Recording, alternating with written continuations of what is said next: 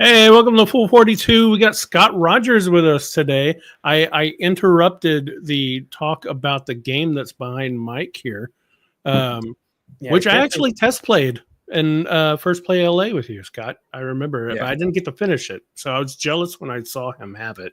We talked about it the other day. Super limited, but we can talk about that later. Yep. Yeah, Should I introduce myself? Yeah. Go ahead.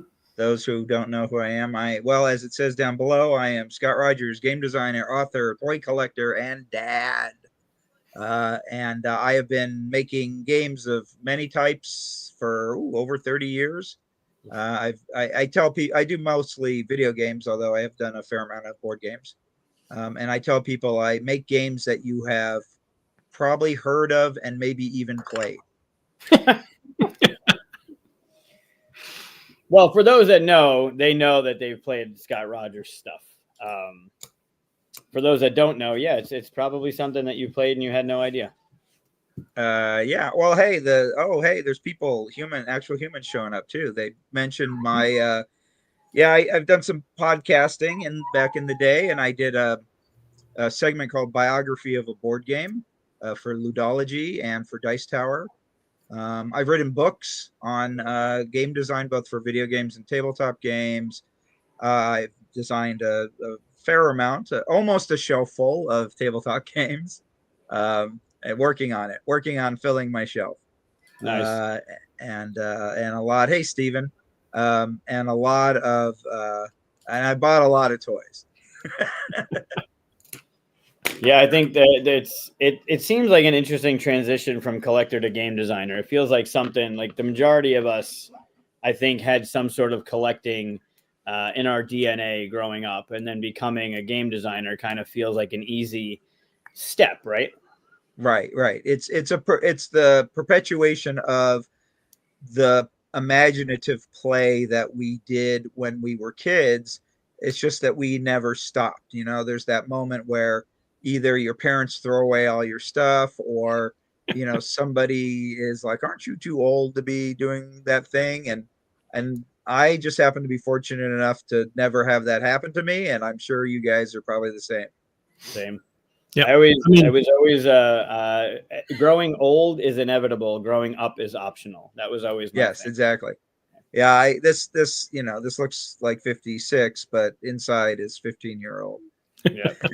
I was just thinking the other day, it's becoming more acceptable because geek culture is becoming bigger and stuff. But I used to have to defend the toys and stuff at my age or whatever and stuff. Or hide them, right? Like hide them from people.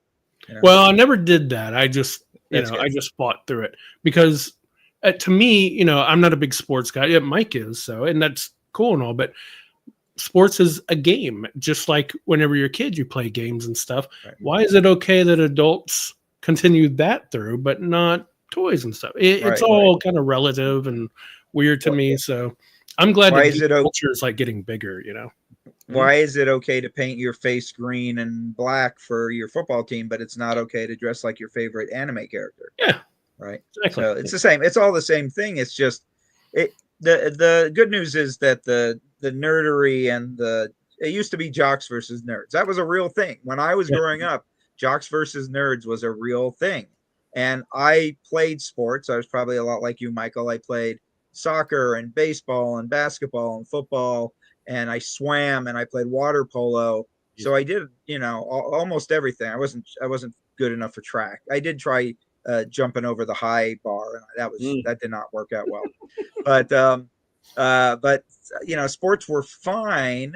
But for me, I rather would stay home, read comic books, make games.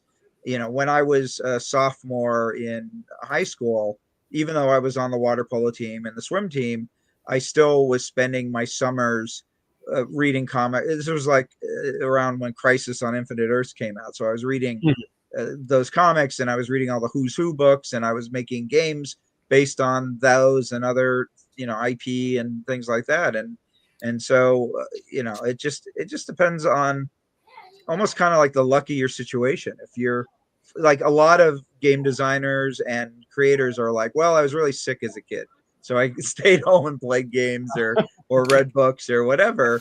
And I never had that, but I did have. I lived in like way up on a hill, so I didn't have a lot of friends nearby. So I think my lack of social life really contributed to my nerdery.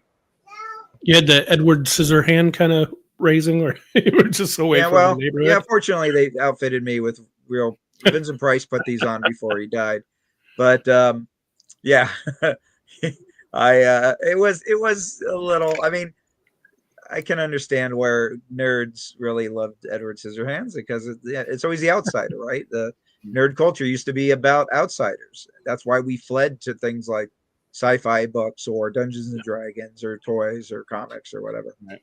It's to get away from the mean kids and the girls who would never go out with you. This is a fun mention, by the way. I love that documentary. I thought your part in it was Game awesome. Master, yeah, it's good. Yeah, watch Game Master. It's on. I think it's on Amazon still. Yeah, Amazon is where I saw it. I think it's one of the better game documentaries, and I'm not just saying that because I'm in it or because I'm in it in animated form, which is awesome. But it is a really good documentary. He Charles, the director, did a really great job of finding people, like important people to talk to. I'm like, I'm surprised I made the cut. He's got the Toybers, and he's got Eric Lang, and he's got all types of smart folk in that documentary. Well, I know you could talk about games for basically 24/7, so I bet you they had a lot to cut. Well, yeah, what was really funny was how I got hooked up with them. I was at there's a local convention here called Strategicon, and I was at that, and I was running a game of Rayguns and Rocketships, which hadn't gone to Kickstarter yet. I was just playtesting it, and this guy comes up to me and says, "Hey, do you mind if we film you running your game?" And I'm like, I live in LA. People filming things all the time here, so I'm like, sure, whatever, I don't care. And then the next thing you know, he's like, hey, we were talking about Protospiel. He goes, "Hey, do you mind if we follow you up the Protospiel?" And I'm like, okay, go ahead. And then the next thing he's like, do you mind if we come into your house and film you and your kids? And I'm like, I guess so, so it kind of I'm sure at some point you asked, like, why are you filming? No. I mean, they let me know from the beginning that it was for a documentary, but at first I just thought I was going to be some B-roll of, somebody gesticulating wildly over my game. And it turned out that I ended up being one of the featured characters or people in it, characters. There are a whole bunch of characters in that documentary. Yeah. Mike, do we have any announcements we should cover before we get into things? Sorry, I keep going on mute. The kids are screaming, and now one is crying. So that might be a trend tonight. No, I have a special Luca painting for tonight. I don't have any announcements. Well, we have one announcement that next. I'll go ahead. I'm hitting toys over here. The next episode is our 200th episode. We're having kind of like a game show thing. Thank you. This is the second episode of our 5th year. Wow, doing this. Yeah, crazy. Yeah, it is nuts. Yeah. So just for people show up and do that stuff. I think that's the only announcement we have for now. Other than Scott, I don't know if you've seen this before or not, but we one of his kids is named Luca, and he does paintings for us every time. We like to look at him, and it makes me think of your Pantone game. Actually, we like to look at him, and we all talk about what we see, sort of like a Rorschach thing, and comments like to put in what they see and everything. Let's see what Lucas created. Yeah. Pantone, by the way. What? Have you played? Have you played the Pantone game? I should have brought it up here. It's in my game room. You probably have. Yeah, I played it. Yeah, I love that game, and it's really weird to have. Every now and then you find a person that does not think in that way, like color way and stuff, and it's fascinating. But yeah. Well, anyway. What I love about the game is everybody's carrying around in their heads their own personal interpretation of these characters, right? Yeah. And so the one that I often would use for example is Batman. Right now, Michael, you're a Batman fan, right? So in your head, like, what is your, archetypical version of Batman? Which version? The gray with the light blue. The light blue. So the 1970s I go Bronze black. Age one. Yeah, growing up, Chris. one of my favorite toys were those Super Friends toys where you squeeze the leg and they did the dumb thing, and he had the blue. Yeah, the superpowers. Those are awesome. Yeah, they're still making some really cool ones of those, by the way. Yeah, they are. But they don't do the wham wham wham. No, they don't. Or Robin's dumb karate chop. That would. Yeah, Robin karate. Well, it's better than Aquaman just kicking his legs. And Chris, you said your favorite Batman is like the Michael Keaton black. Yeah. Well, I mean, colors wise, if you do the picture, yeah. Yeah. So if you guys were playing Pantone, right? Like Michael's going to be doing blue and gray and yellow, and you're going to be doing black and yellow, and that's where part of the fun comes in, where like you make that realization. Oh wait, this is what Chris means. It's because he's into the Keaton Batman, so that makes sense. Just to show people what we're talking about. I didn't even mean to get into this, but no, that's fine. Whoa, what did I just do? Oh, I changed all the Pantone colors. That is really weird. That's funny. Okay, let me try that again. There we go. So yeah, so it's just colored cards, which I love, and you're trying to make characters, and it's all characters that or at least anybody in the audience want to guess who this is? I think that one's a pretty good. That's pretty. That's an easy one. Yeah, it's a good one though. Whoever made that did a good job. Yeah. Anybody? Yeah, Pantone's fun. It's a great party game. I made it because I really like Pictionary, and I've played a lot of Pictionary, and I'm not to brag, but I'm good at Pictionary as a quick artist. But we had some friends that were just not. They would we'd be like, hey, let's play Pictionary, and they tense up, and I'm like, well, why? What is it about it that you don't like? And they're like, I can't draw. And I said, all right, well, what if essentially Pantone was my answer to how do you make Pictionary but without drawing? Yeah, and so that's where that's a good answer. Came in. Yeah. Yeah, have you ever played Concept? Is that the one with clay? No, that's Cranium. I don't think so. I know the cover. Concept's an interesting one. It kind of answers that question in a different way. It has a whole bunch of icons on a board, and you put things down on them to get people to guess your answer. Interesting. So a little bit like Hues and Cues, right? Yeah, except it's all icons instead of color. Right. Instead of the big that big. Yeah, like you might, but I mean, like think about Pictionary, right? You might put a token on the movie icon. So okay, we're guessing a movie, and then I put it on a man, and then I put it on. Yeah. That's great. Cool. There's a lot. I mean, that's that's one of the things I love the most about board games is there's so many ways to do the same thing. You just need to come up with the clever idea and how to express it. Yeah. Well, especially now, everyone's looking for that new thing rather than a regurgitation of worker placement or deck building. Hey man, it's a wind up Godzilla. That's my that's my answer to it. Love it. Yeah, that was definitely a hook on that one. I mean, I got the first one that I got was the mansion one, and then did you guys like that one?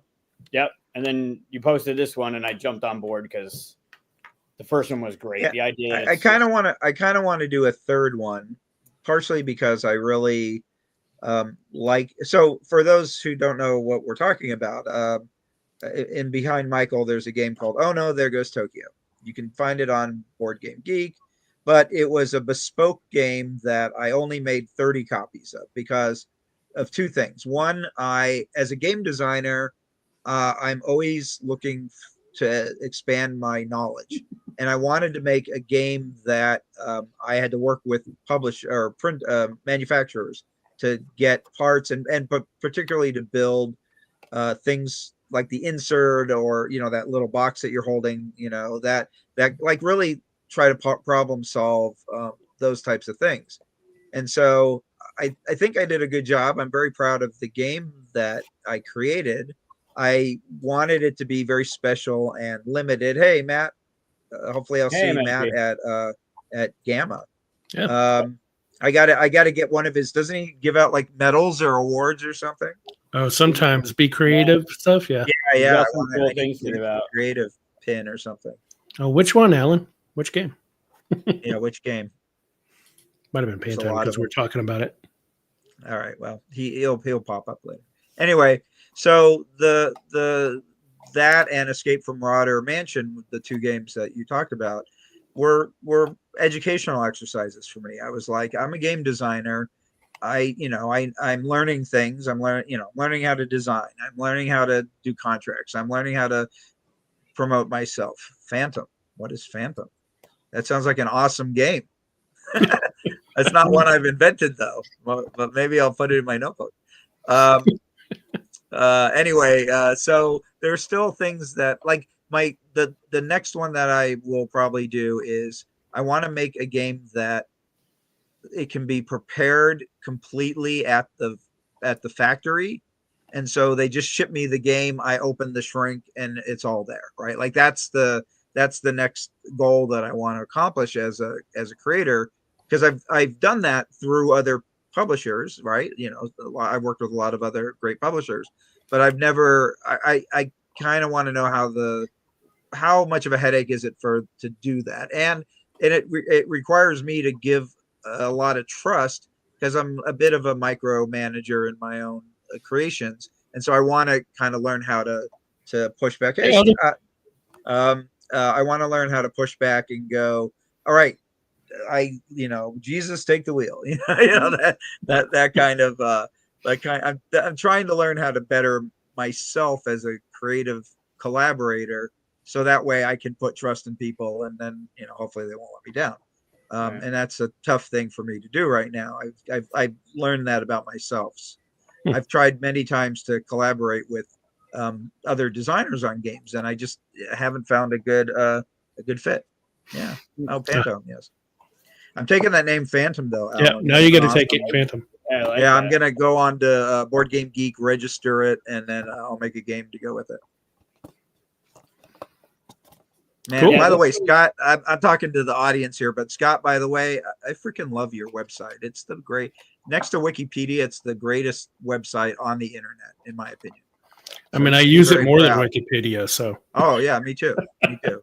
And I'm constantly sending students over to it and things like that. It's boardgamegeek.com. It's amazing. Oh, Andrew, nice. Hey, Andrew. Got all-star lineup here. You guys got a good audience. Oh yeah, we got great friends. The only problem with board game, it's not even Board Game Geek's problem, but when I was doing the game design curriculum at the high school, Board Game Geek was blocked because of the word game. So the students in the curriculum course that are trying to use it for research of designers and mechanisms and stuff, that's the site to go to. It was just constantly blocked. So we had to fight with IT all the time because it sucked. That was the only thing. There's always something getting in our way. Yeah, educating. What's that? Mansion? This is the thing that was in this box. Oh yeah. I just want to point out that little attention to detail is not only was it like fitted, right? But the detail to make sure that was cut out was, I don't know whose idea, if it was theirs, if it was yours. So I talked about it on the show when I first got it. That was the attention to detail in games is something that I appreciate. And seeing that when I opened it was like, that's the thing. Like that's what gets me when I look at games. Yeah. Well, there's actually a couple other secrets on there. I don't know if you noticed or not. So look at the box and look at where the thing goes in, right? So that's the front, right? Right. So hold the box up in your hand, right, with the lid, and now look on the they'll go the other way. So turn it around. Keep going. One more. So so you're looking at the back right now. All right. And what does it say? It's backwards on my screen. Oh no. And what you were just looking at. Oh, what I'm looking at. Oh, yeah, that's my favorite part. It says this end up and the sticker's upside down. Yeah. It's also when it came packed in, it was facing down. Oh, in the box itself. Yeah. Right. So whoever packed the kaiju did a terrible job because they weren't paying attention. Great. And then the stamps all over it in Japanese are like approved. So somebody is just going, not even paying attention to just going bam, bam, bam, bam, bam. Right. So No, So I wanted it to. It has a little story. It's kind of hard to pick up, but it's there.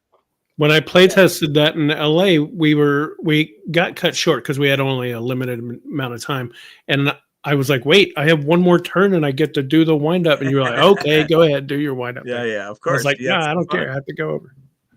For those that don't know, I'll try and I can't see. The wind up toy is a mechanism in the game. It's a piece, and you actually wind up the kaiju, and it will trample buildings, and it might trample, like you might set it up in a certain way, and it just goes off the rails and starts going after your own buildings. It's great. It's moderately unpredictable.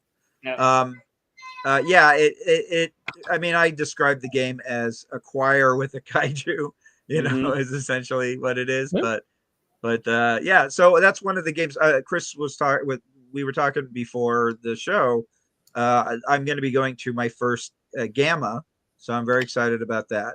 And I'm bringing a lot of a shameful amount of prototypes with me. It's gonna be. I'm gonna have like this pack. I'm gonna be like Patsy in Monty Python and the Holy Grail with the giant backpack of stuff, running in, like, knocking into people and stuff like that. But I've got like 10 games I'm pitching, and I'm hoping I can sell at least one. So we should set up a meeting. Well, let's do it. Yeah, ping me after the show.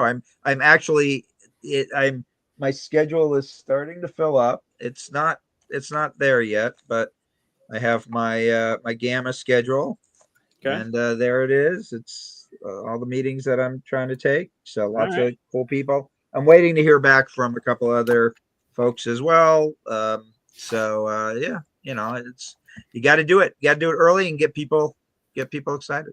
Oh, well, absolutely. Yeah, other than the exhibit hall, because I have a booth there. Nice. We'll find a time to meet for sure. Great. That'd be perfect.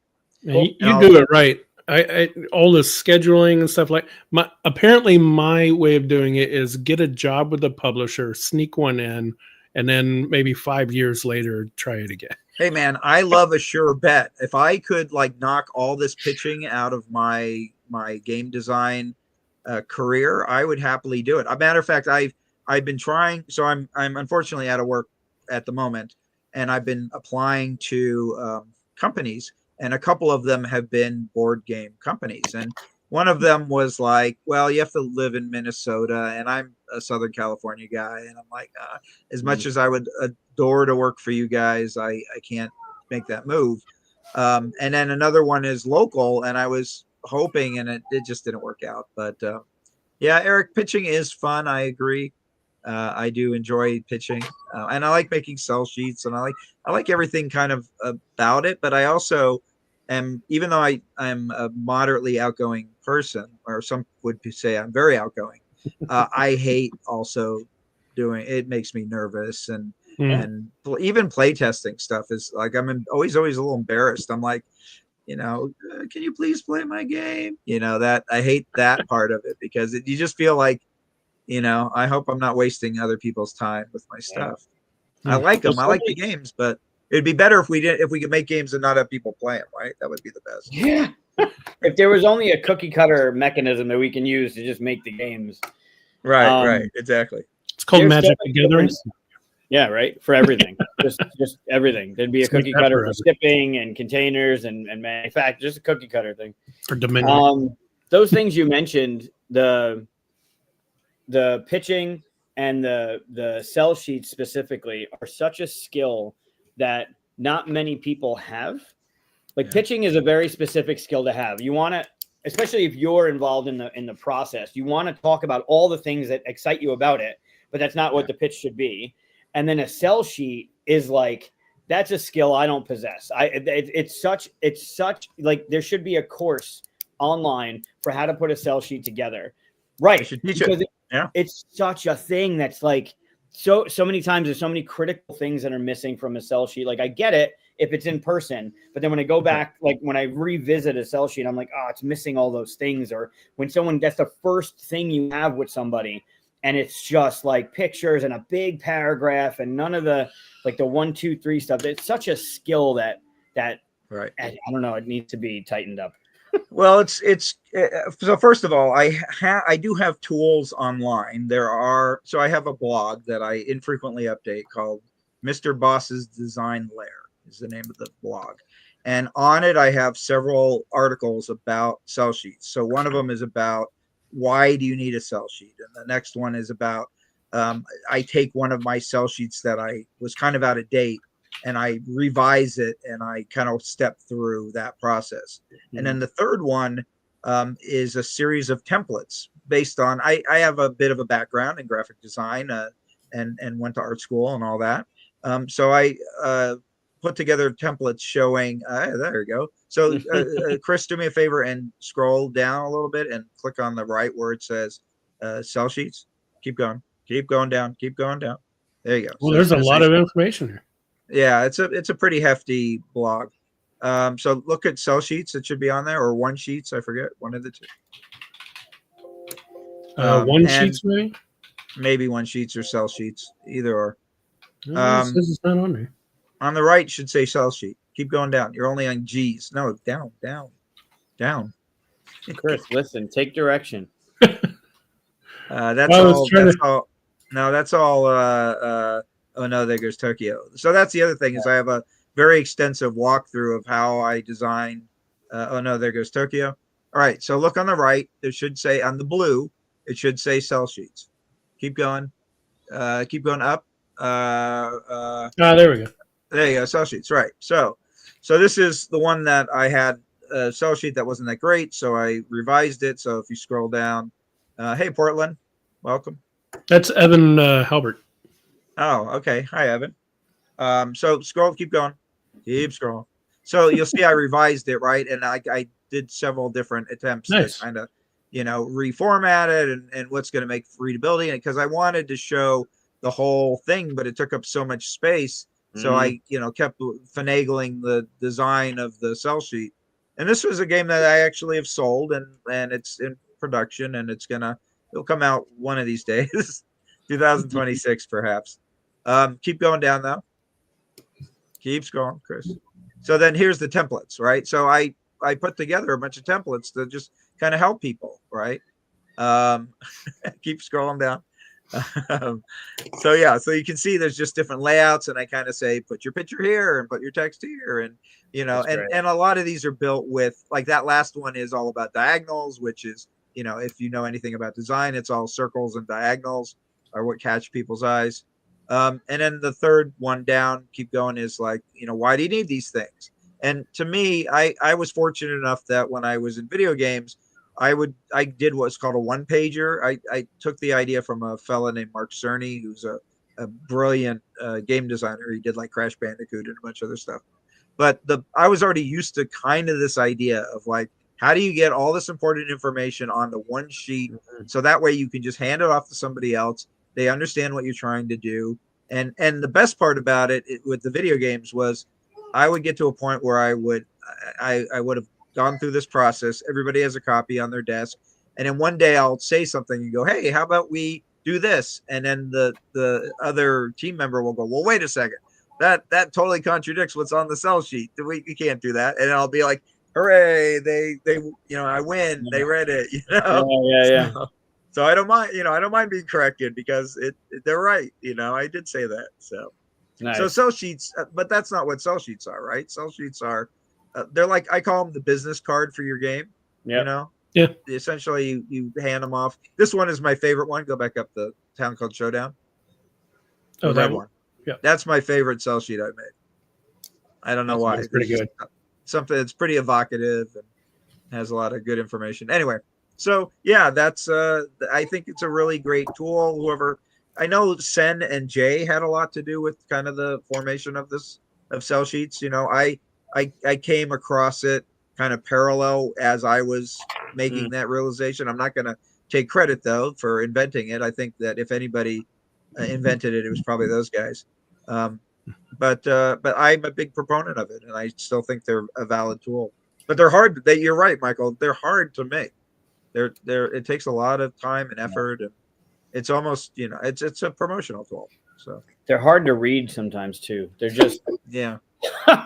God, Yeah. the game could be banging, and it's something that's just it's firing on all cylinders, and it's got that presence, and it's got that stuff to it. And then there's the sell sheet, and if not for the presentation, the sell sheet would have been passed on. Like, it's such a hard thing to do. And then you have your pitch on top of it. Like it really the pitching, although it can be fun, the pitching can be one of the hardest things to do.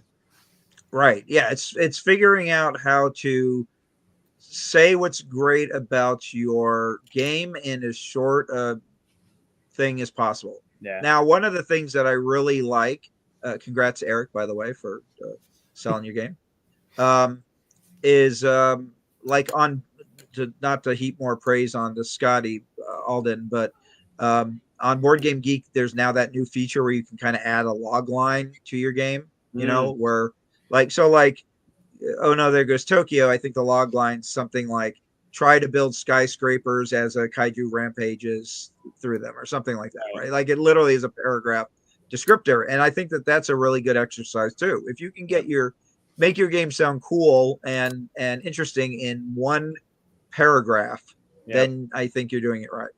Well, they do that in the movie industry too, the movies and shows, right? Like your pitch is a sentence or two, and that's what Die Hard on a bus. That's that's speed, right? Die Hard on a boat. That's whatever, yeah. Well, I also have a little bit of that background. I went to school for film, and I live in the LA area, and so getting Scott's right. Getting your game cool in one sentence is a challenge. But I like looking at the ones on Board Game Geek now. I'll just like kind of flip through some of my favorite games and go, oh, what did they come up with? Because now everybody's like, oh crap, we got to get this in there. And it's weird because sometimes there's really awesome games, and the sentence that you would use to describe it is not that awesome. But some of them come from like marketing departments and things like that. Right, but I mean, I just pick like Concordia. How do you explain how good that game is in one sentence? You do what that guy Eric did about his game. Was it like Flip 7 or something? The greatest card game in the world. Yeah, the greatest card game in the world. That made me pull away from Flip 7 until I actually saw it, and I was like, all right, it's pretty good. It's a good game. I like it. I don't think it's going to ever replace Uno or something like that, but it's I love the bravado of that log line. Yeah, that's gonna work maybe once. You'll never forgive yourself if you don't sign it. Right. Yeah. How many other people are kicking themselves for not signing that game? As per usual, we got a little sidetrack. We still have a Luca painting to look at. Oh yes. Somewhere. Yeah. You got it? No, I do. Yeah, Luca, do you want to say hi this time? Yeah, I was about to say, what'd you do? Give them a little brandy or something? They're very quiet back there. Cheez-It. Cheez-Its. Cheez-Its. Hey, Luca. That's better. Hi. Hi. Hey, Luca. Hi, Luca. I'm Scott. Still eating the Cheez-Its. Say hi, Scott. Hi, guys. Hi. How are you? Can we see your painting? All right, we're going to show off your painting, right? Do you want to say hi? Oh, who's this one? No, you stay there. I got the other one. No, Evan. I was kidding. The painting. You want to show the painting? Yeah. All right. Go over there. Wait. Hold on. We're going to do something special. Okay. All right, hold on. Okay. Don't say anything. Okay. So, this is Luca. He's been doing paintings for a little over 2 years now. How old are you now? Wow. 3. Good job. Great. How many paintings have you sold, Luca? He would sell if I had them for sale. He would sell some for sure. Yeah, for sure. Yep. And then the other one over here, Mika, who is turning 2 in a couple weeks, has now picked up painting with his brother Luca. And today, they both painted together. Oh, nice. On the same canvas? No. Different canvas. Oh, okay. Canvases? Canvi. But what I'm going to do is I'm going to show 2 of them, and I'm going to ask you not only what do you think they look like, but which one you think they did. Okay. Well, I'm at a disadvantage for that, but I'll give my best shot. You ready? Don't say anything. All right, so I'm going to show the first one. Wow, look at that. Oh, I like the colors. Yeah, I do too. Good color combination. Orange and blue. Too close. Always good. Always good together. I'm just showing the colors. Yep. Yeah. Nice. So Are you showing very both of nice. them, or are we going to talk about them separately? I can show both. We can. Yeah, I sure. can show them both. This side. He's going to give it away. This side. I'm gonna pick it up. Can you wait? Here's the other one. Oh, look at that. That one reminds me of Oh, a you wanna dragon. I show it. That one looks Yeah, like a well, dragon to me. Glowing right. fire. Yeah, this way. Yeah, lionfish is good Hold too. it. You Yeah. gotta lean forward so they can see it, bud. Here, It's very cool. hold it up there. Right there. Nice. Yeah, I do see a dragon too. Did you say dragon? Yeah, I see like a red dragon with wings kind of flying over a mountain, the black mountain, and the yellow is maybe fire or the sky or something. Coming out of the volcano or something behind it? Yeah. And then there's Beta this. fish. Is beta fish from the other one? Animal. All right, hold yours up. Yeah, is that a fish or yeah, Here, give me. like a gold, maybe a goldfish You gotta swimming hold it through up. water. You gotta hold it up so they can see it, bud. Let's see the painting. Okay. Hold that one. I hold that one. The dragon. Okay, Oh, well, I think I You can can guess hold them which both. one They is just need to Lucas. see it. Yeah, I think we know who did what. We know which one is Lucas, I think. Very nice. They're both very nice. And you got Dad, do you have a gallery going? Oh, yeah, I mean, yeah, kind of. And there's a couple on the wall, and then they're stacked up on the baker's rack over here. But Yeah. like they painted 4 to each today, so they accumulate. prolific. really quickly. Alright, Yeah, Hold it. the same thing's happening with my kids with pottery. They are taking pottery college classes, and my house is filling up with pottery. One on the bottom. Yeah, pottery. I assume pottery takes up a little bit more room than these little It 4x4s. does. And they're heavy. They're making like heavy pictures and molds and See this things like black that. one here. What's that one? No. What is that? I think it's another. You gotta show them so they can see it. See? See? Hold it up. Look at Is this. that one yours? It's a sentient shopping cart Yeah, you like that? walking around. That's Nico wearing it on his head. Yes. You got some creative kids there, Michael. All right, so show this one. Show them both. What is Gyarados? Is that a Pokemon? Pokemon's, I think, right? Ah. Gyarados and Go both. Moltres. Show both. Moltres. All right, can I hold them closer?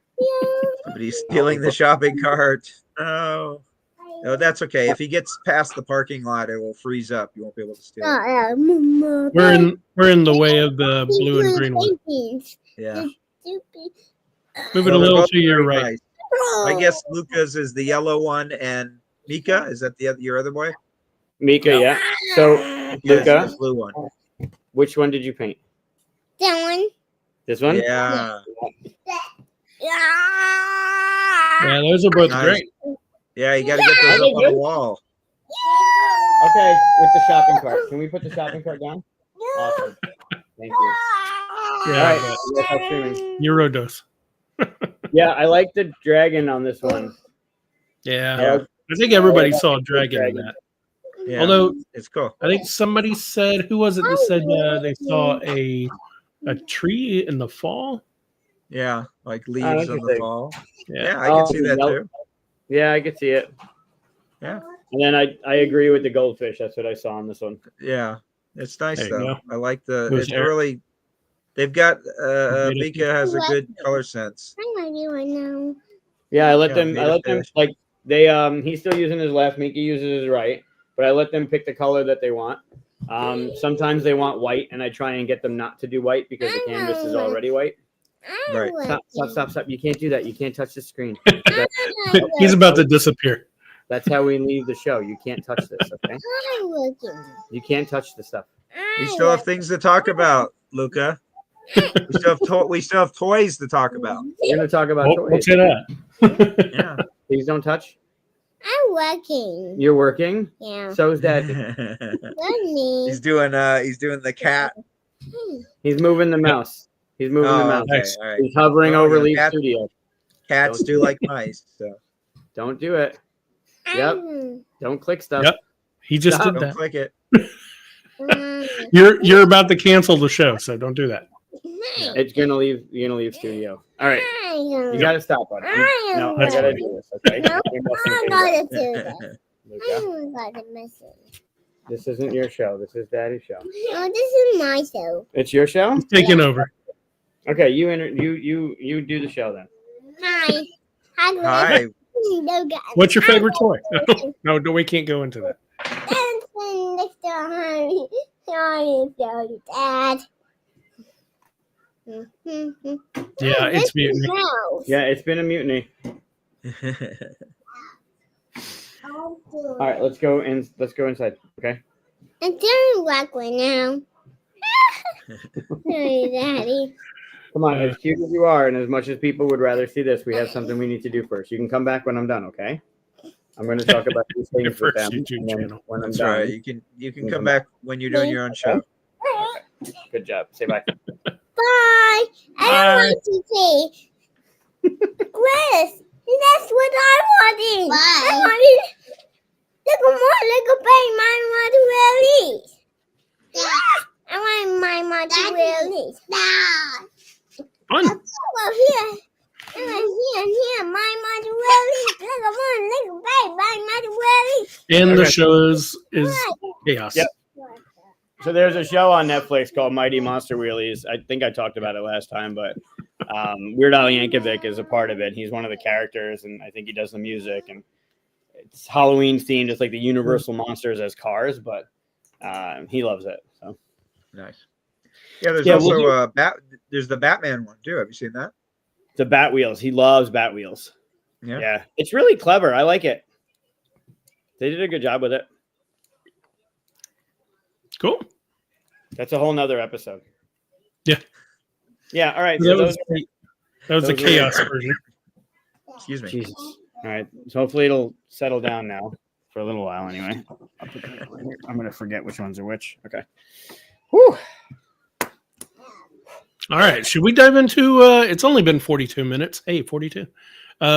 Should we dive into the list of toys? Talk about our favorite toys? Sure. Yeah, I'd Top say five yes. toys. All right. So let me hit the little button here to share. We're going to talk about toys. Yeah, go ahead. I hit the wrong button. That's why we're all small.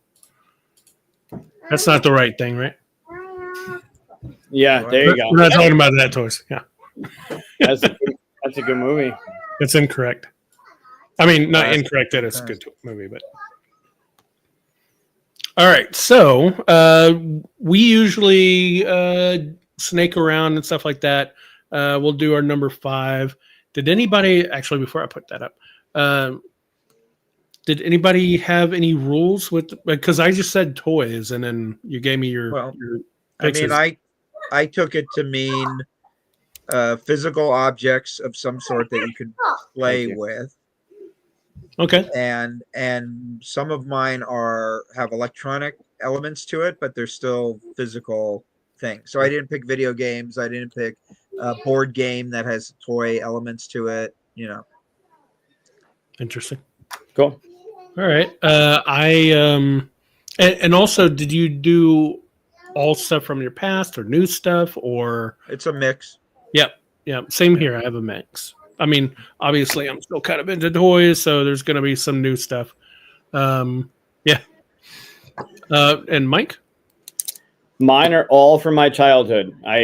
Some of these I still have. Some of them, unfortunately, are still down at my mom's, or else I would show them. But these are all, they actually are all from me growing up, stuff that it got me into the collecting, it got me into the toys, it got me into that creative thing we were talking about from the beginning. So these are, when I think of my favorite toys, these are my favorite toys, not the top 5 toys ever made or top 5, Right. like, modern stuff, Yeah. if you want to say. Like these That's are mine. I mean, that's a different list. Top 5 ever made. There's things that I don't own, I never will own, but you can't help but acknowledge that they're great toys, right? Right. Yeah, I only own 2 of these. I used to own the other ones, but I don't anymore. Talk about parents throwing stuff away, right? I owned 4 out of 5 of the ones that I listed. And I used to own the 5th one, but there's a sad tale that goes with that. Lawn darts. Jarts. Yeah, I don't have it's called jarts. Okay, inside. We're not doing that here. Inside. All right, so why don't we start with the number? Are these ordered in any way, or is it just? I don't remember what order I sent them to you, so they're all kind of. Did you send them to me in a certain order? Because I could tell you what order you sent them in. I could check on my phone and see what order I sent them to. It doesn't matter that much. All you need to do is just say what it is, and I'll pop it up on screen. All right. So am I going first then? Yeah, you can start first if you want. You know what, Mike? I just realized with the setup, our number 5 is going to be problematic. Oh, yeah, it is. Well, I did tell you for the new season you should have switched that. Yeah, you did tell me that. Oh, you know what? We're going to be over here. You're going to kick him over. It'll be fine. We'll be over here. All right. I will do for number 5, I will pick the amazing 3-dimensional Disney Vision. So that. Yes, the amazing. I didn't even know this was a thing. Yeah. So A, it's super rare, which is one of the things I like about it. But B, I got it when I was working as a Disney Imagineer, and it was a good reminder of how you can do some pretty amazing things with simple technology. So unfortunately, though, the batteries went bad, and I have to open it up and clean out all the, maybe I'll make one of those ASRM videos or something that people like about cleaning out broken toys. But what this is a plastic box that looks like a TV set or a radio or something. It's got kind of an old timey feel to it, and then inside is a single black stick and then you have these rubber. They're very squishy rubber characters of Disney characters. I call that Jesus Kermit because he looks like he's crucified. And then when you turn the knobs control the oscillation and the speed of the stick moving. So if you do it right, you can make the hitchhiking ghost hitchhike. You can make Mickey kind of do a little dance. You can make Kermit go wah, like his crazy Kermit arm things. There's a Tinkerbell, a fish, the fish from Little Mermaid, and then Woody waving his hat. Hello. And I wish I could get it to work because it's a really cool illusion. That's just there's like a strobe light in there, and so you know how did you guys ever see have you ever been to California Adventure when they had the giant animated statue that were there? Yeah. They have this. You can see it now. It's actually now at the Los Angeles Academy Museum. They have it as part of their display that they have going on right now. Something about color, but it's this amazing contraption. You have to see it for yourself. Where it is a turntable with characters on them, and each of them in one stage of stop motion animation. So, for example, Woody would have his hat, and so the first one is this, and the next one is this, and the next one is this, and so when they fired it up and they hit it with a strobe, it looks like a single character doing. Yeah, I've seen those before. Those are cool. Right. So this is kind of like that's little cousin. It's not quite the same, but it's the same idea. So it's a single figure that kind of wiggles, and then when the strobe hits it just right, it looks like it's animated. And this was something that I had on my desk when I was an Imagineer, and it just it really reminded me that it doesn't take a lot to make a really compelling thing. Huh? That's cool. Sorry, Flounder. Yes, yeah. The Little Mermaid's not my jam. So, Was this the only thing that was available, or did they have like other packs, other figures that you could add to it? No, this was only available in the park. It was only for sale in Frontierland for a very short period of time. Wow. I happened to be working in the park the day like I saw it, and I'm like, I got to get one of these. It's just too cool because they had like a demonstration one going, and it kind of just boggled my mind a little bit. And I took it to show. There's a fella that he just won inventors. He like got into the Inventors Hall of Fame. His name is Lanny Smoot, and he's an amazing Imagineer. And I showed it to him, and he was like, "Oh yeah, let me show you." And he had like something he had built like 6 months before that. Also, it would talk, which he like managed to sync it up to. You know what phonemes are? It's the the mouth shapes that you make when you talk. And so he had this thing that had the strobe and the phonemes, and then it would, when you talked into a mic, it would make the little like this little ping pong ball with a face drawn on it talk. And I'm like, it's freaking magic, That's crazy. That's when you do it right? When that's what Imagineering is all about, is trying to make these really complex technical things magical. Because you're like, I don't know how the hell they're doing that, and so that's cool. That's pretty cool. Yeah. Never heard that. Right. You're gonna try to find that, aren't you, Mike? No. That's why you're asking. Yeah. All right. When we just circle around, I'll do my number 5. Yeah. All right. So my number 5 is maybe one of the oldest toys I can remember playing with my cousins. Doesn't mean it's the oldest toy I remember, but I remember specifically getting this and going outside and playing with it, and it's laser tag. Oh, yeah. Laser tag. Oh, yeah. God, the original. Yeah. Yep. Yeah, this was. I didn't even know this was a thing. Like, this was given to all of us as a Christmas gift, and it was given to us at the same time, so we'd run out and shoot each other. Nice. And I had no clue that this was even a thing whenever we were given it. And it blew my mind that technology was that good, that you could do it, right? Because before that, it was just, you with cap guns and stuff like that. And squirt guns. I shot you. No, you didn't. Yeah, and squirt guns and stuff like that.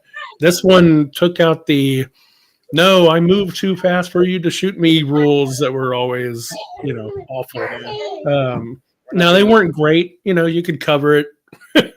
And put the gun in front of it while you're shooting, little cheater stuff like that. But we never really did that. We had so much fun with it. And then, after a while they break and stuff like that. But just the idea alone was just wasn't there a helmet that went with that too? Yeah, I didn't get the helmet. This was the version I got, where it was basically just the gun and the badge. I think we had the harness. I think I remember the harness thing. Yeah, it was a vest, right? Yeah, like a vest or strap, bandolier or something like that. Yeah, I don't even think it perfectly fit, but you did what you could. Yeah, my little brother had this, and we chased each other around the house with it, and it was good. Good time. Yeah. Oh, there's Captain Power, Portland. Yeah, I always think of this toy every time we talk about. Anytime we talk about toys from the past, this is the first one that pops up in my head. Right. And I remember the actual play of it. So that's fun. I showed you the new ones, right? The ones I got from BJ's. Yeah, and that reminded me as well. Yeah. They're really. I love that there's a pull to shoot and then push forward the trigger to reload, but then each gun has 8 colors, so you can set up 8 different teams to play laser tag, and you just figure out there's just one button to press. It's really neat. Yeah, it was a little weird whenever they came out with those places, laser tag places that you could go to and stuff, right? I go every Father's Day with my kids. Do you? Yeah, that's awesome. And that's fun. There was something to me lost because whenever we were kids, we just did it in our yard and neighborhood, which felt, worldwide open kind of thing. But it's still fun. It's still the ideas. It's really fun. So. Yeah. So that's my number 5. Mike, what you got? I got kids running around. What's their number 5? Anything Bluey, anything Paw Patrol, that would be theirs. No, inside. We're not running around here. We had the Mike Meltdown episode a couple weeks ago. We're not doing it again. It's not happening. Some of our viewers' favorite episode, by the way. It is. Yeah, it is some of their favorite episodes. It's so great. All right, I'm going to come out of the gate with something that's probably obvious. We talked about the cartoons that shaped us. We talked about inside, please. We talked about the stuff that we love now and how loving it back then. Like we grew up in a great era of stuff. So I'm going to start with the Ewok Village. Oh yeah. Oh yeah. So my brother actually had this. I didn't have it, but of course, my older brother, I get to play with his toys when he's not looking, right? Yeah, I was getting out of Star Wars when this came out, so I never actually owned it. But thank God my mother, who is has a collector's mentality, she bought me all the Ewok figures because I would have never bought them for myself. And she was like, "Well, you got to finish the collection. Look on the back, there's all these figures." And so I have my mother to thank for not only the Ewoks, but the infamous, what is it, the Final 17 or something like that? The really hard to find. Like Luke with the Stormtrooper helmet and Ghost of Anakin, and like she bought all those for me. Yeah, you can knock There's the Scout button on the back. Yeah, it, like the whole front carriage pops off. Yeah, it all so plays apart. But I never had the Ewok Village or the other one, which was like a tank or something, right? Like it had a big skull on the front. Yeah, I had the majority of them. I don't remember having the Millennium Falcon, but I did have the X-wing. I had the Snow Speeder. I still have a ton of the figures. A couple of the pieces of this are missing from mine. I still have the net that came out from underneath. I'm missing one of the rails and C-3PO's little king chair there. But I still have it. I still love this thing. It still brings back memories of not only playing with the Star Wars figures, but other figures that I had would visit the Ewok Village from time to time because it was just a cool centerpiece.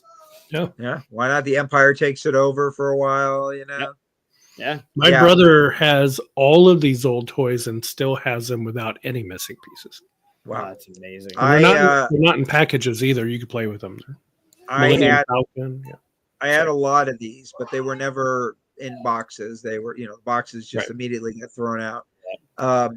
But the one that was, if we were going to have a number 6 on the list, it probably would have been the Death Star, which I have, but it wasn't my original one. It was actually, I rebought it years later. There was a point in college where I gave away all the the ships, X-Wings and the TIE Fighters and the Death Star and the Darth Vader Star Destroyer and all that big stuff went to a friend of mine who had a 6-year-old nephew. So I gave him all the big stuff because I was like, I'm sick of moving around. I was swapping, apartments like every year for college. And I'm like, I just can't handle. But I do have all my figures. I do have the figures, the original figures and all that, but the big stuff all went away. So I had to rebuy some of them. Yeah. It was the immediate out of the package thing when I was a kid that fueled when episode 1 came out and I was old enough to realize, oh shit, I shouldn't have taken all those things out of the boxes and going down that toy aisle of all the cool figures, buying 2 of them to keep one in the package. I still have them. Like I had mine to open and then I still have the ones in a package. I like that they redid these. They revisited like the vintage edition of the Falcon and stuff like that. It was really cool. But yeah, the Star Wars figures, I mean, it's such a big part of my life and the figures are right there with it. Yeah. If you're a certain age, that was, I was our jam. Yep, for sure. The Rancor and these are great. So many great toys. Yeah. Those dumb vinyl capes that Ben had and Vader had, they were so awful. They would tear under the arm and or the lightsaber with the little skinny wick off of it. It has a little handle bit right there that you push out. On my original ones, that was the first thing I did was I took a scissors and just snipped off the long bit and then had the regular one. It was long enough, Wow. Cool. Nice. Thanks. Good pick. Thanks. Yeah. All right. So your number 4. All right, number 4 is my white whale. That is the Vanity Fair Batman and Joker electronic target game. Is these Joker. the ones that are behind you? No, the Joker one. Oh, the Joker is at with the gun. Yeah. So that one. There we go. So I got this for like Christmas of, I want to say like 1978 or set. No, it must have been, it's pre-Star Wars. So it must have been like 75 or 6. And it's this, first of all, it's completely a bad use of the license, because essentially you're Batman with a gun. Now I know that Batman used the gun a couple of times. That's another bugaboo of mine, of course, the Batman using a gun.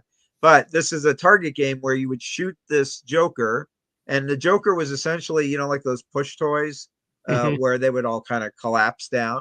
Right. So if you shot the Joker in the heart, in that there's a sensor in there with a light gun, he would collapse down.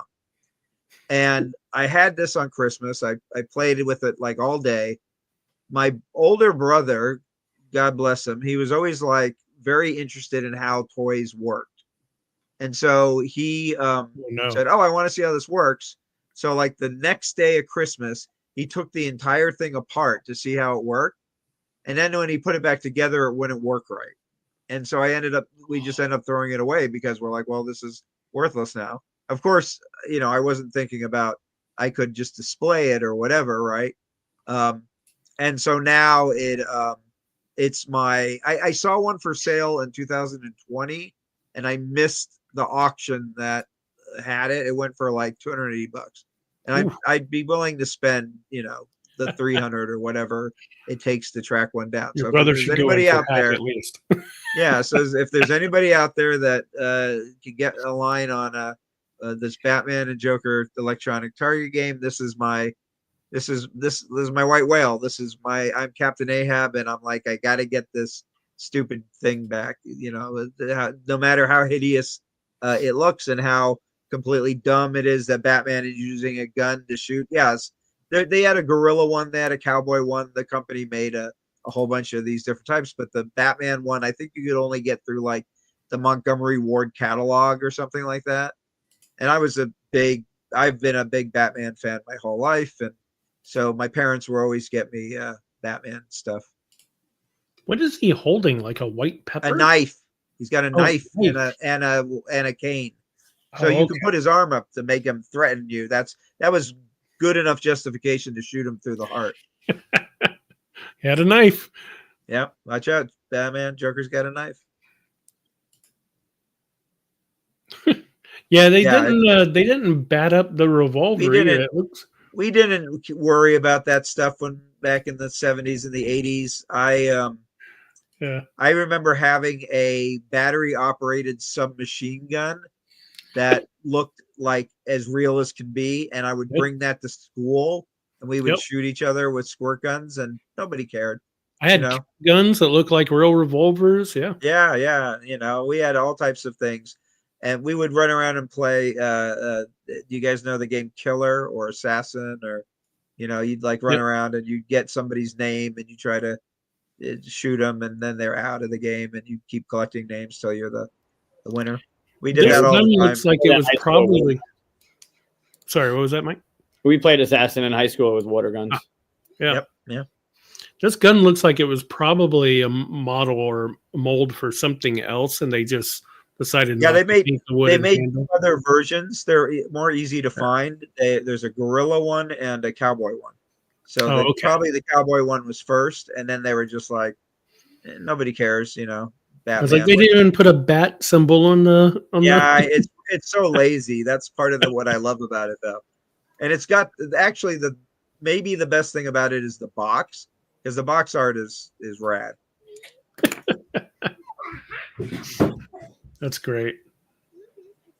Anyway, so if you find one of those, send me a DM. The cap guns I had, they didn't have the red rings on the end. I had metal gun. I had cap guns that were metal. I had metal ones too. Yeah, they were trying to make it as if it had to look as realistic as possible when we were kids. Right? Mm-hmm. Very cool. Okay, so my number 4. That's where we're on, right? Number 4. Yep. All right. So my number 4 is all right. So we're talking about cartoons. Cartoons are going to be bleeding into some of this, right? If you're a big fan of cartoons, one of the biggest ones I was a fan of was Teenage Mutant Ninja Turtles. Yep. Uh-oh. Yeah, I know. But I was really hard to find the original things of these. I had to look to see if the heads were squishy. That's how you know, right? Mm-hmm. That's those original Splinter. That's Splinter, or not Splinter. Shredder. Wait, who's the rat? Splinter. Splinter. Splinter. Yeah. That's a horrible head sculpt on that. Yeah, it's really bad. It's really funny because I remembered them being awesome when I was a kid, and when you look at them now, you're like, not so great. This was past my time, so I've never been a Teenage Mutant Ninja Turtle. I like them, but they're not my thing, right? But what I was always impressed with those Playmate toys was how many weapons and things they came with. Oh right? Yeah, they came with a ton of swords and knives and shields and cameras and this and that and all types of cool stuff. Yep.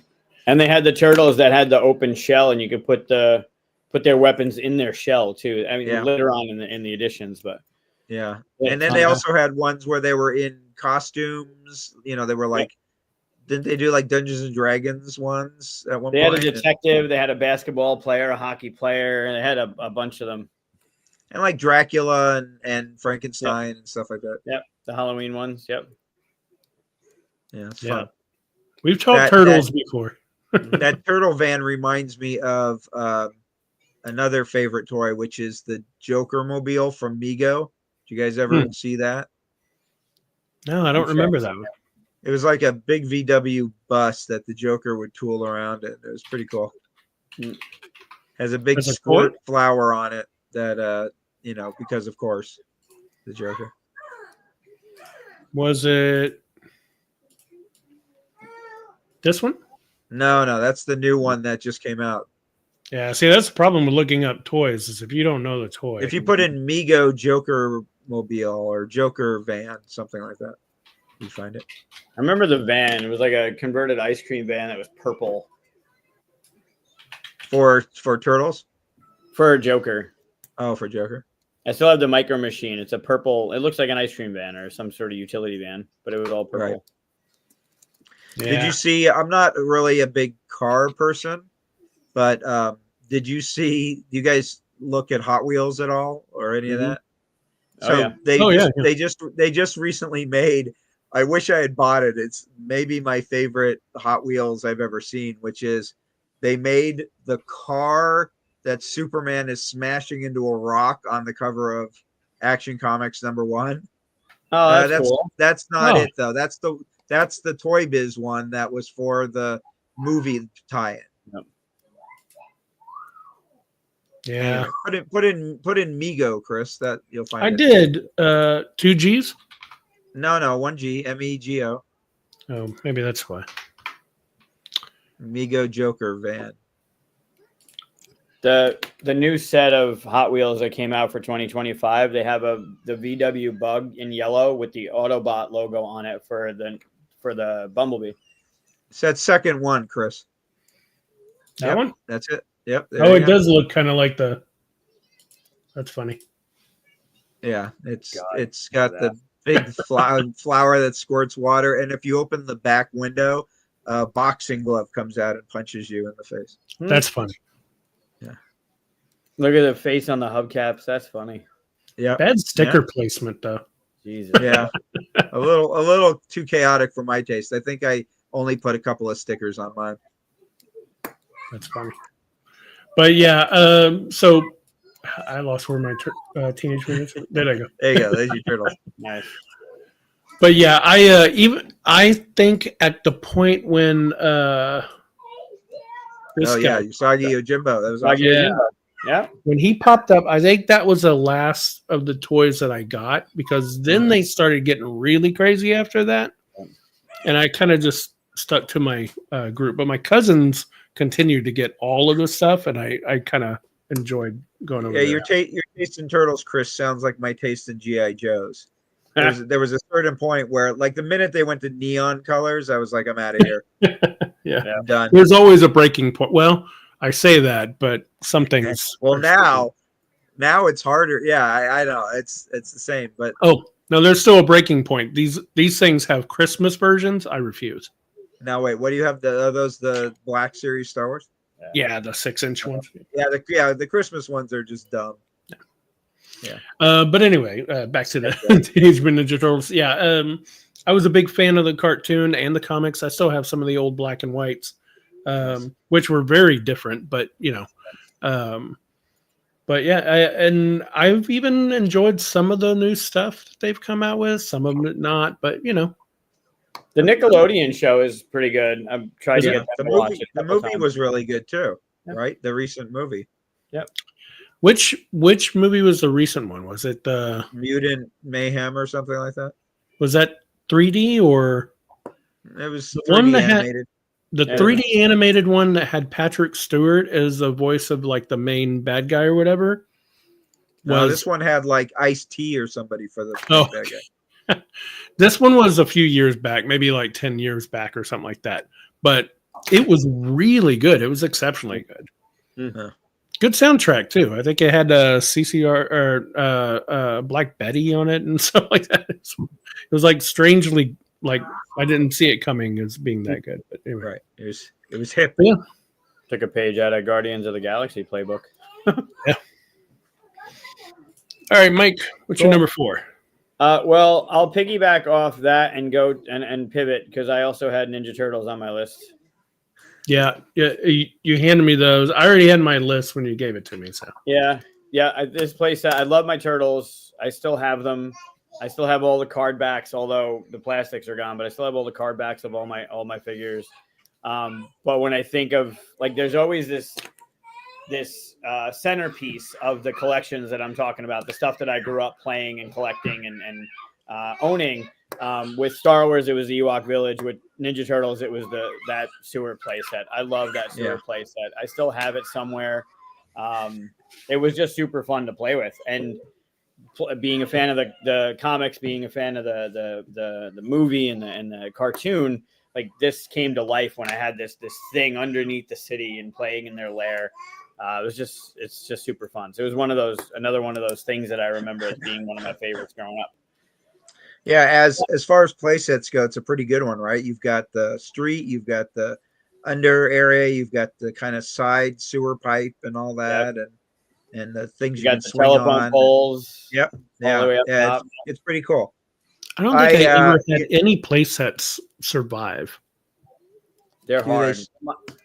Well, particularly if there's little pieces to them, there's always one piece that's always ends up going missing from those play sets. Yeah, especially when you're young and you don't realize that they'll actually hold value. Right. Well, I mean, we played with them to play with them. We weren't thinking of investments or anything like that. I think we're better off for it, right? Like, I collect stuff, and I have a storage unit filled with a shameful amount of toys. But I'm also glad that I opened up all my Star Wars figures and my Mego Batmans and all that and played with them. Yeah. Very cool. So I'll lightly pivot to another figure set that I grew up with and still have, and that's He-Man. Oh yeah.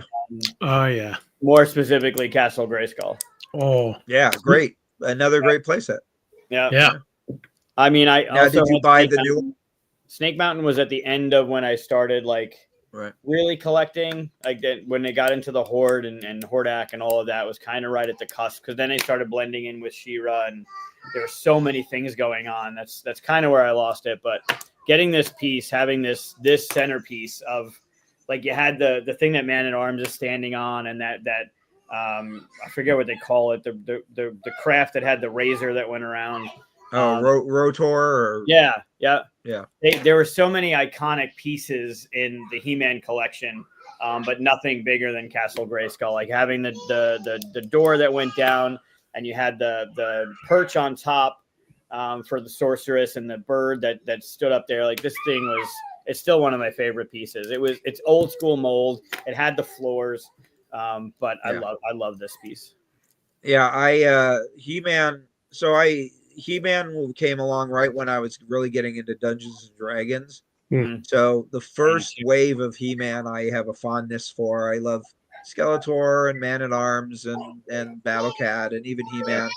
But there was a moment I have a very clear memory of maybe being around, I don't know, 13 years old or something. And I have a younger brother who's 9 years younger than me.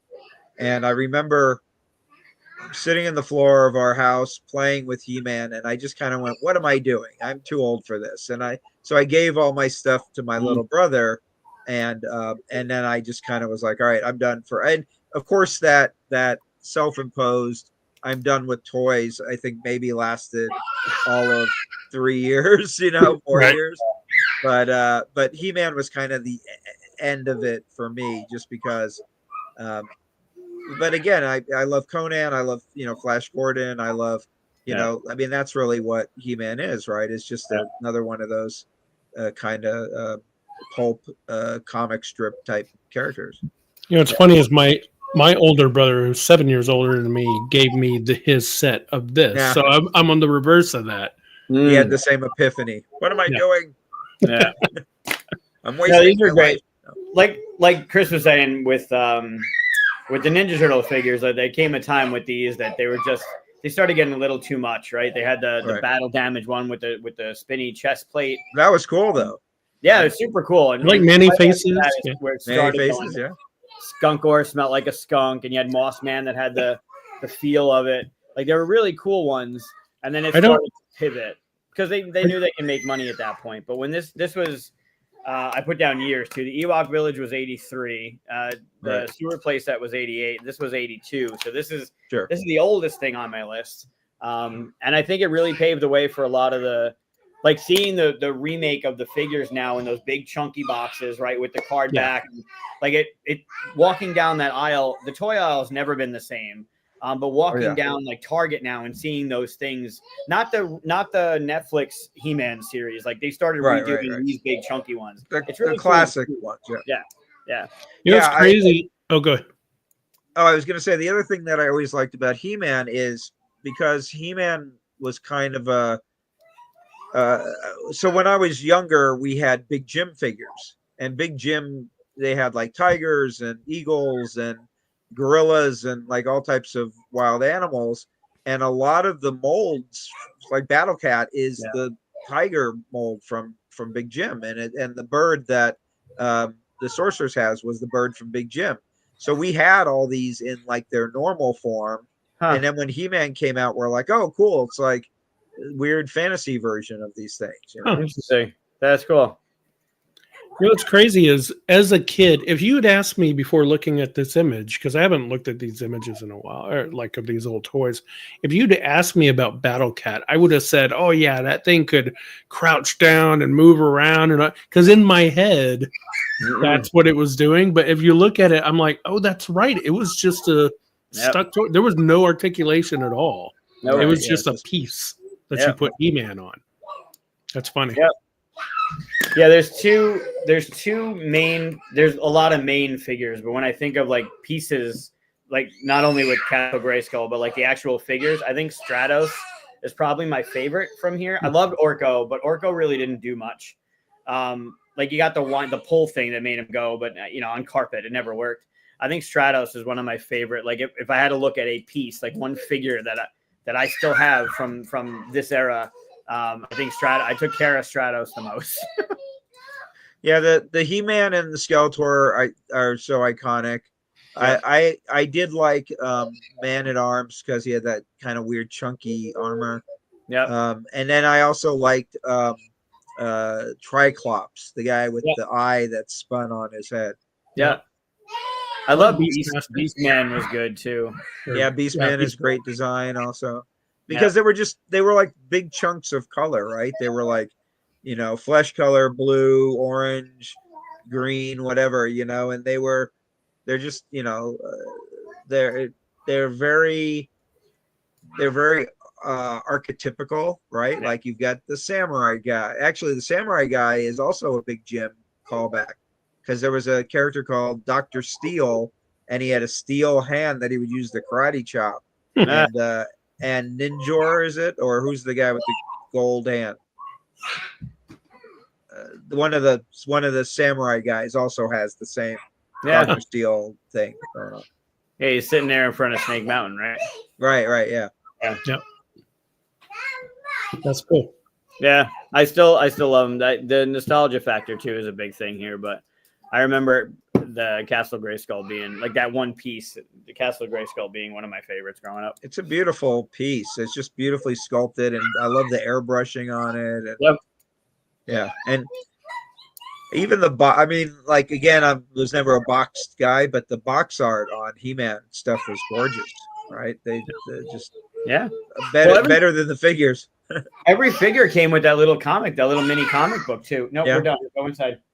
That little mini comic book. I still have a bunch of them, but the comics got dumb really fast. My version of He-Man is the one that's in that first comic where he's like, I'm a barbarian and I'm off to see the world, and I find this castle and a sword, and and then Skeletor is from like a whole dimension of Skeletors. It's like that's my He-Man, is like that Alfredo Alcala, very pulpy inspired. Like once it started to get into hey, we don't hurt anybody with a sword, then I'm like, I'm out.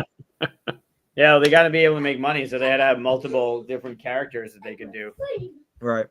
All right, go inside, please. I remember not wanting Snake Mountain as a toy because it didn't look like Snake Mountain in the cartoon. Yeah, it was a little different. Yeah, I was like, that's not right. So I refused it. Spoiled little brat. You could have just built your own, right? There's people that do that. I should have. Yeah. I've seen photos of people with snake mountains in their basement. All right, Scott, what's your number 3? Number 3 is I'll pick the Mezco figures. No, go inside. The Batman ones? Yeah, the Batman, Golden Age Batman and Two-Face. It's a set that came out a couple of years ago now, 2 years, I think, 3 years. It's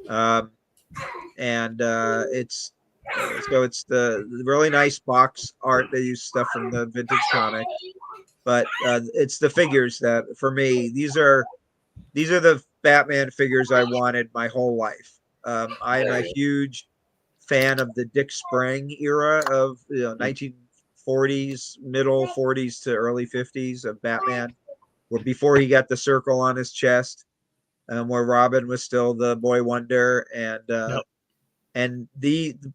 whole set, actually, the Robin and Joker, the Joker literally just arrived like a couple of weeks ago, but the whole set of these 4, this is like, if I had known as a child I was going to get these at some point in my life, I would have lost my mind, because even though I love the Mego figures, this is really what I wanted. I wanted comic accurate. And what's gorgeous about these, they're cloth capes, they're wired, so you can pose the capes.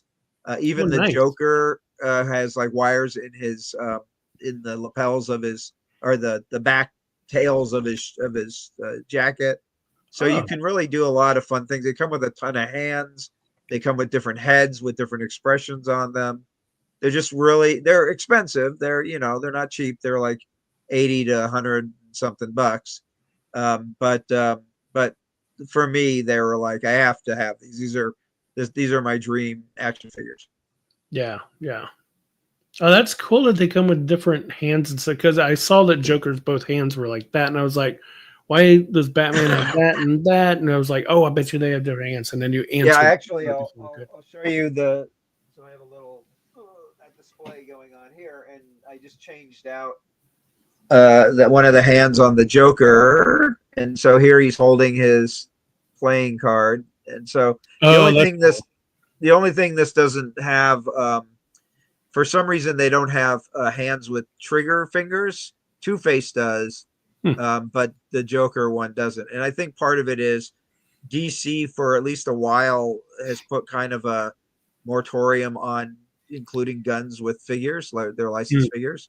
So they were like, well, if he's not gonna, if we can't put a gun with him, we'll just not give him a hand to shoot. Although I have other versions of Joker that I could probably, I have to see if the colors match or not, but I could get away with using those hands. That's funny. When Funkoverse came out, Batman was one of the first series in that line. And the board, it was a double-sided board. One was the Mansion and one was Joker's Funhouse kind of thing. And through printing, there was everything got approved until right near the end, where some of the boards that were printed had something that missed the this is okay, move forward, and it was gun related. So there were when we released at Gen Con, I think it was 19 when that came out. I remember having to change out the boards because some of the boards were problematic because they had that bang gun that the Joker had, and DC was like, absolutely not, no guns. Well, not even the bang gun. Nope. Yeah. Wow. I didn't understand what it was. Like when they were like, you got to get rid of all these, like you got to open these up, you got to put these new boards in, because they had the boards reprinted and shipped separately. And I'm like, what? I don't even see what it is, and it was that, and I'm like, come on. Wow. But that was it. Like DC was nope. Can't do it. Yeah, it's really funny though, because Mezco, they have other characters that have guns. So they have like the Shadow and their own they have like their own line called Rumble Society that are, guys with guns and knives and all that. And so what they did was I think it was maybe Dick Tracy or something was coming out, and that was another one that they were like, you can't have guns with Dick Tracy. I'm like, come on, it's Dick Tracy, right? Yeah. So they released a little side box that was nothing but like old. So it had like Tommy guns in it and revolvers and shotguns, and then like bags of money and coins. And so you could there's all these people, particularly on Instagram, that make these gorgeous dioramas.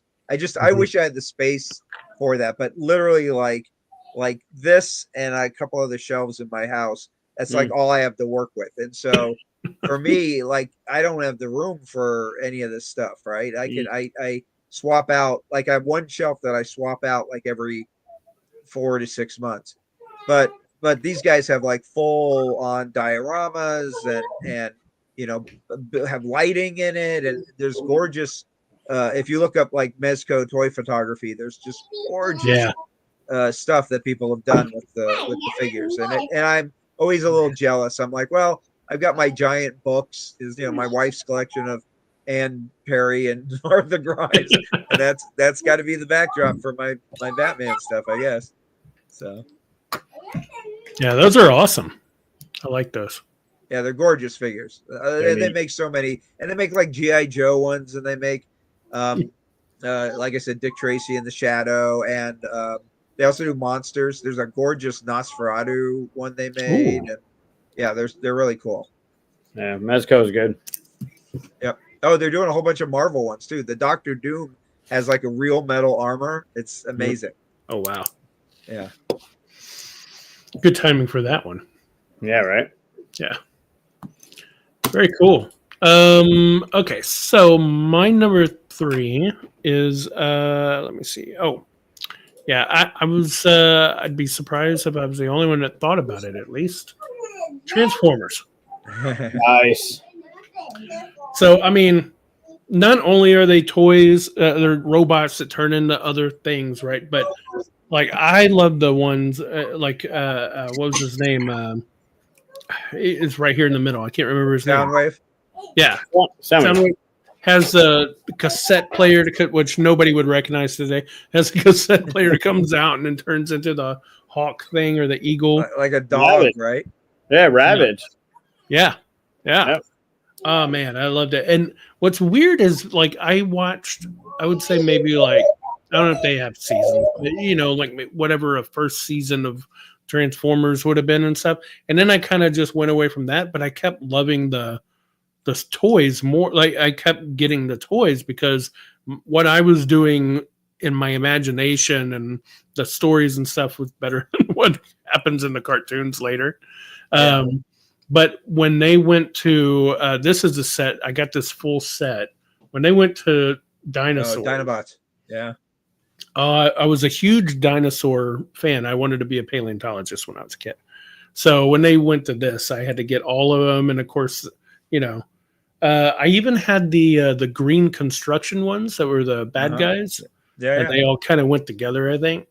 Yeah, I absolutely loved them. I wish I still had them. I still remember like all the little stickers, the Autobot stickers peeling off and stuff like that.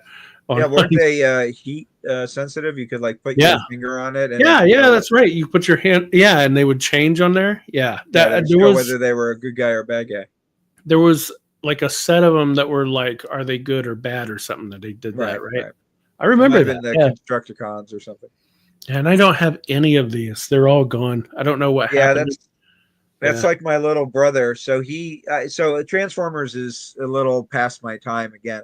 I've never been a big robot person or anything like that. But my little brother had all these. Like he had everything. And when he moved, my mom put them all in storage.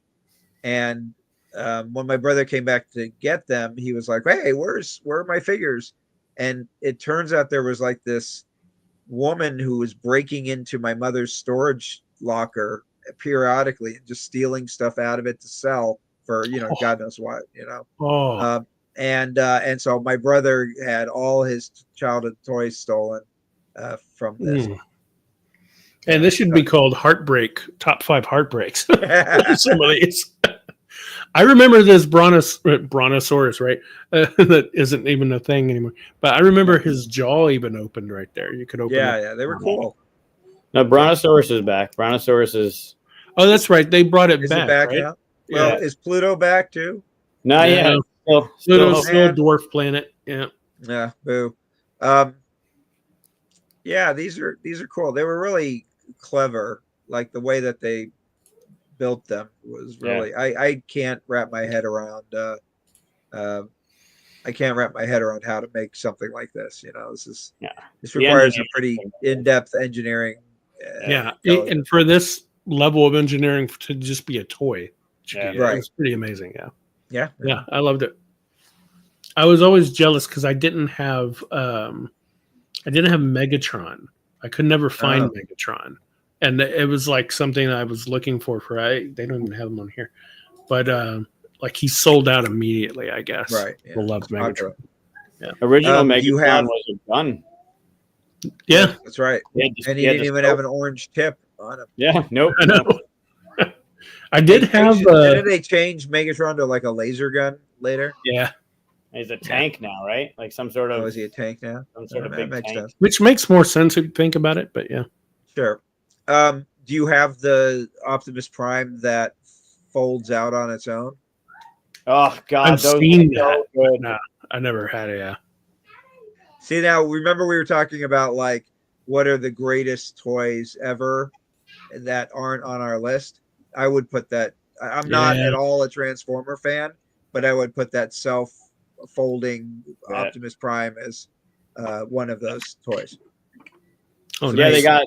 They had Grimlock, Megatron, and Optimus. All three of them do the open and shut thing. Oh, that's amazing. Transform on their own. That's really cool. Oh, cool. They're expensive. They changed them to a tank. It was weird that Starscreamers would always grab them and shoot them. I'm like, he's got his own guns. Why is he using this little pistol gun? Yeah. They have some sort of relationship going on, I guess. Wasn't a good one. But yeah, that's my number 3. What you got, Mike? That's a good one. All right, I'm gonna go. So I did 83, 82. I guess I'll come back up in the years.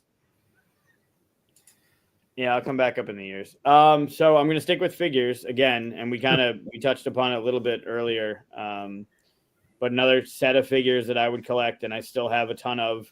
Problem is they had that little rubber band, thick rubber band that held their waist to their torso. waste. Oh. Yeah, it would always they'd snap or go rotten or whatever. We talking GI Joe? It's in the GI Joe family. Oh, and I love them. Again, card back, right? Hunting for the figures you wanted, and it was really cool. But then, say if you need some spare O-rings, I got some for you. Oh, it's amazing. Yeah, it's so cool. I mean, back then I didn't have any, so they just would get thrown out. My trap jaw from He-Man was my first one that broke his O-ring. I was very upset about it.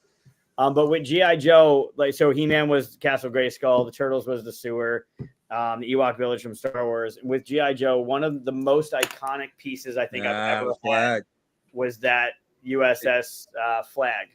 So you had a flag?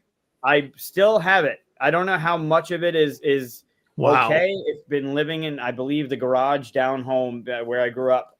But I owned it, and it was massive. It was over 7 feet of.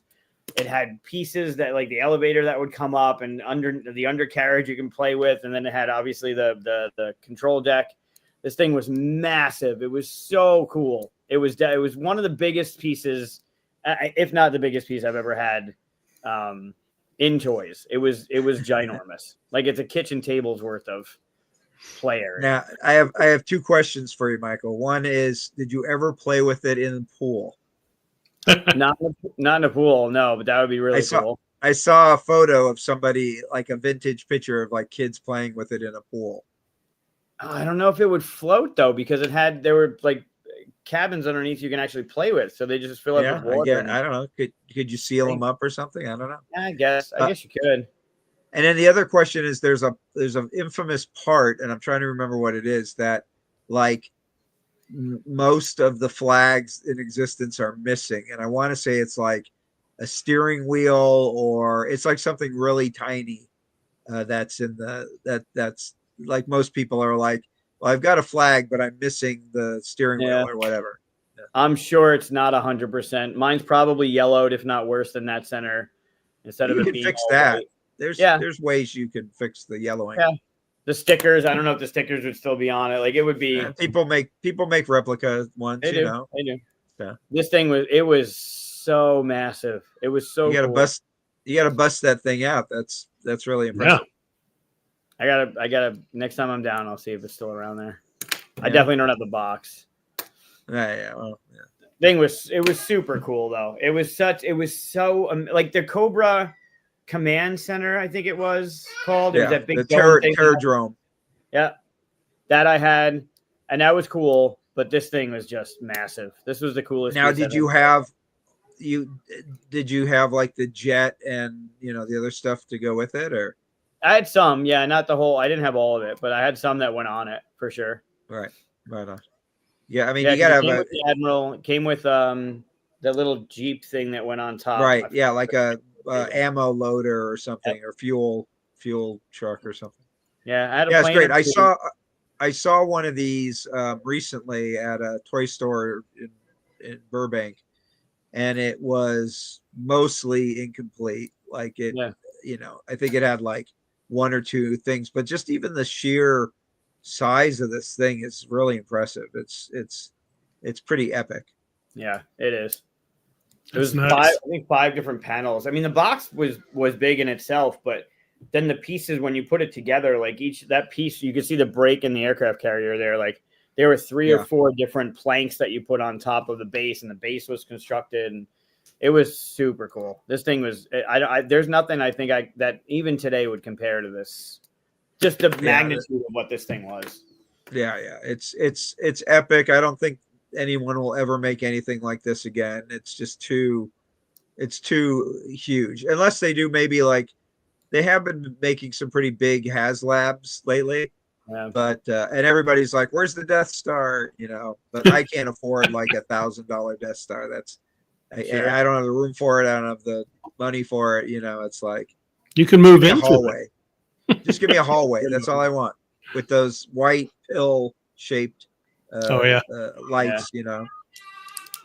I think anything comparable, like back then we were collecting figures, right? And we were playing with figures and toys, and we got this 7.5 foot aircraft carrier that we play on. And I think today anything the only thing you can compare would be a board game table. Like we get our games are our toys in our collection that we have, and then the table would be or like a big screen TV or a Sure. pool table or Sure. something like that, right?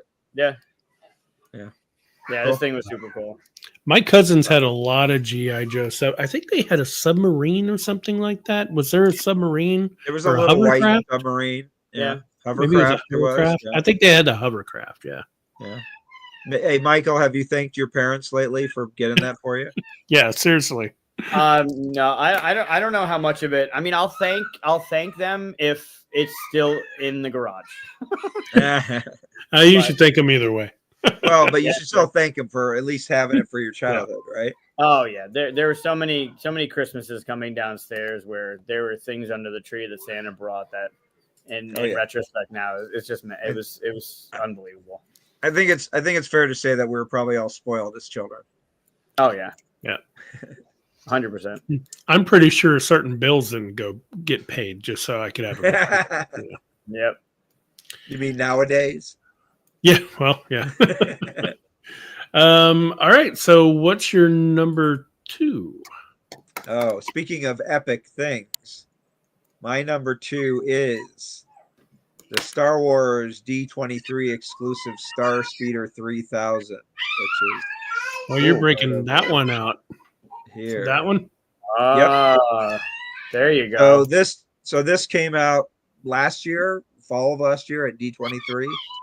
And I am a huge Star Wars nerd, and I'm a huge Disneyland fan. And Star Tours is probably my second favorite attraction at Disneyland. And Haunted Mansion is my first, but the Star Tours is my second. But what I really fell in love with, I mean, I own a Star Speeder I own a Star Speeder 1000, which doesn't, it's the red one. Like they redid the ride in 2010 or something like that. But this one is the original one. It has, you can seat little guys in it, right? There's you put R2 in the slot. It's got the door to open it up so you can see Rex, played by Pee Wee Herman. Yeah, there he is. I lucked out. My Rex figure, they only made 3,000 of these, and I have like number 20, so I have like a really low number Rex, which is awesome. But the thing that the thing that made me want to own it is it plays the entire movie of Star Tours. So yeah, you hit a button, the lights go on, it makes that da da da da da, little sound effect. Oh, I don't have it plugged in right now, but you can kind of see there's an LED screen there, and it just plays the whole thing. I'm like, this is amazing. And it was only available at D23 and then a little later at the parks. And there you go. Yeah, there's the movie playing. So you've got, your figures in there, and then it's the ride, the original ride. It's phenomenal. It is such a great toy. It's got guns that shoot. It's got the hatches to put stuff in. There you go. I'm giving it a little shake to. Yeah, I was about to say, are you the one shaking that? Yeah, I was shaking. I was kind of tilting it up and down to make it feel more like But yeah, I mean, if any of you have ever been on the ride, it is the whole ride. It's fantastic. But the best thing about it is that when Chris was like, hey, what are your favorite toys? I hadn't opened it yet. I had it since like maybe October, and I was like itching to open it, but I hadn't because I had Jabba's palace set up, and so I would swap out. Jabba would have big parties, and I would put in I have a lot of Star Wars action figures. But here I'm like, I have all the Star Wars characters. So I'm going to set this up and fill the whole thing with characters riding in it. And it makes sounds and it makes noise, and it's just phenomenal. That's the coolest thing I've seen in a very long time. That's pretty awesome. Yeah. Also, Chris, if you go forward a slide or two. The Darth I Vader. get them in a different way. Which Oh, one are this- you looking for? The one with Darth Vader in it. Oh, okay. That's a souvenir from my Imagineering days. It's an actual sign from Star Tours that has, please return your flight glasses. Although a lot of like smartasses in line at Disneyland would knock the GL off of glasses. So mine says return flight asses on it, which I thought was pretty funny. But this thing, I have it over here. It's literally like solid metal. It's like, Oh I don't know wow. if you can That's hear that. great. But yeah, this is a real piece of Star Tours that I own. Wow. That's cool. Yeah, but it's great, and it's it's phenomenal. It was pricey, but sometimes you gotta bite the bullet and get it. And actually, thanks to my friend Todd, he was at the show, and I was like, "Can you please pick this up for me?" And he waited, hopefully not too long, in line to pick one up for me. So Nice. That's Very neat. nice. That's a cool piece. yeah, it's good. Well, my number 2 is very much related. Top that, Chris. What was that? I said top that, Chris. Yeah, I'll try. I mean, I can't probably nostalgia-wise, but I don't know. Mine is helmets. Tons and tons of helmets if you look behind me, actually. But, I mean, this one is one of my favorites. Yeah, And when you can be part of the toy, I mean, how do you top that, right? I've been going back and forth between getting that one and the repainted one from Mandalorian. Yeah, I think I'm happy to have the original one. I mean, the painted one looks cool too. But the one I really want that I don't have yet is this one right here, the Ahsoka Clone Trooper one from Clone Wars. Yep. My favorite one that I have, though, is got to be the Darth Vader one. So it's back here, and I've worn it before on here. It comes in all 3 pieces. Sure, yeah. It actually comes off like it does the big helmet part, and then this, and then you have the piece that goes around your neck, and it makes a cool sounds when you take it off. Oh, it's so good. I used to have the Ben Cooper one, so like the very first one that they made, and that was part of the things that I gave to that kid when I was in college. Oh wow! Was that original Darth Vader helmet? My most recent one. It didn't make noise though. You had to make your own noise to. Oh yeah. It off. I find that I do it anyway. But yeah, my most recent one is Sabine's helmet, which is really cool.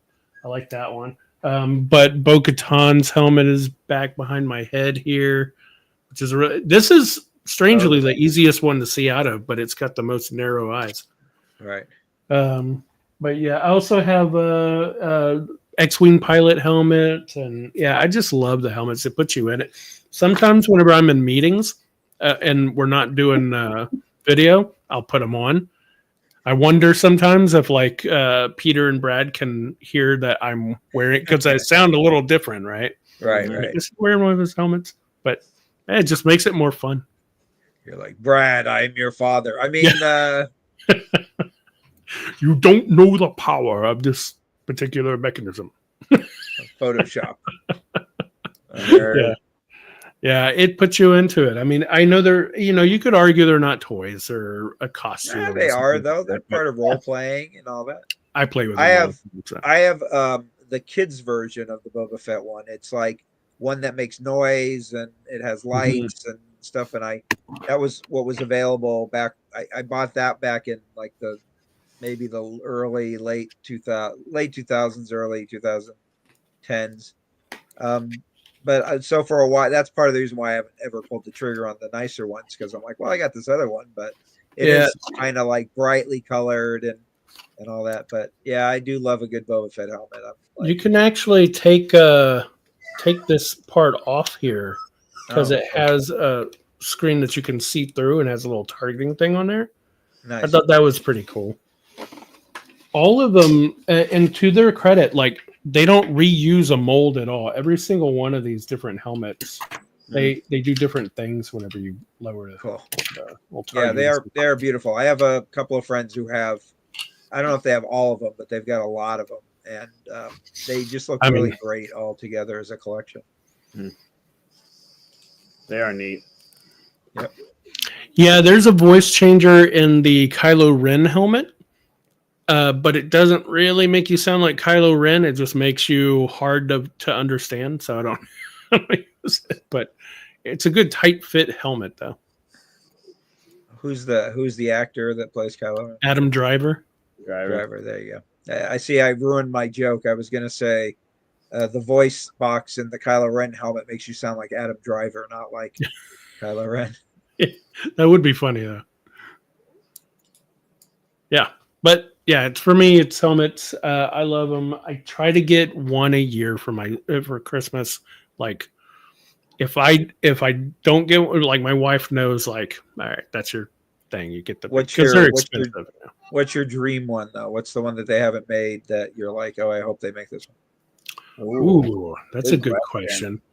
I mean, really, that Ahsoka one, you can ask Mike. I was asking for that before they made it. Yeah. Just because that whole moment, and if anybody's watched the Clone Wars, that whole moment that it comes to 7th season and stuff, it's amazing. So, and then the meaning of it as it continues, right? Yeah. So that's a really big one for me. Yeah, I think I'm happy with that being the one I want to get next. But the problem is like these Star Wars toys, when they come out, if they go like, oh, nobody wants these, so we're only gonna make a little bit of them, and then everybody wants them, and now it's like $200-$300 because of that, right. You know? Yeah, aftermarket prices jump up really fast on those things. That's why you gotta buy it the minute you see it. Do they make Lando or Leia's bounty hunter helmets? No, but those would be awesome. Like Bosch, not Bosch, Bosch, like the one that she had. I would love to have that one. Or the one that Lando wears, where he tucks it down. The same one that Tool, who is what's his name from Cheers, Woody Harrelson's character. Yeah. Remember, he wears that also in the Solo movie. Yeah, I would get the Lando one, or I would get the other one that I would get if they made it, but they haven't made it, is the Y-wing pilot in Return of the Jedi. Yeah, that it kind of comes down around and it's got like a bat painted on it, and then it's got kind of pink goggles. That's like a gray helmet with pink or yellow, I forget which. But that one, I always love that Y-wing pilot helmet. It's just something about it is really cool. Looking at all my figures, seeing if there's any I'm missing that I'm thinking about. Yeah. But yeah, the helmets, I love them. Cool. Right, Mike, what you got? Yeah. All right, I'm gonna go with those little pink figure collectibles. We're still doing figures. Oh, Muscle Man? Yep. I still have them. I still have all of mine. I recently gave away a couple of my doubles to somebody, but there were a bunch. Like, seeing these in the store, I would light up because it was kind of like a crapshoot of what you were getting. Like, you didn't know, and you had to try and remember, and you could mail away for that checklist. But they had them in so many different varieties. They had that 4-pack, which you saw. They had those little canister ones. They had this one, which I remember, I think, the most, because this is the one that I would hunt down, because you can get the most out of it. And then they had the ring that you can put them in, and they had the championship as the belt that made absolutely no sense, because it would fit like 2 or 3 figures in that little plastic thing that's right behind your number 2 there. But it was just cool to have. And these things, they were so neat. They created such a world behind the who's the leader? Muscle Man, which was the leader of the good guys. And then they renamed Buffalo Man to something with a bull. I think he had horns, but then they had like both horns, and they had one that had a broken horn, and they were just so super cool and weird. Like, they had that hand. There was one that was cut off at the wrist, and it was 5 fingers all dimply with like a mouth on its middle finger. Some of them were really wild when they started getting into it.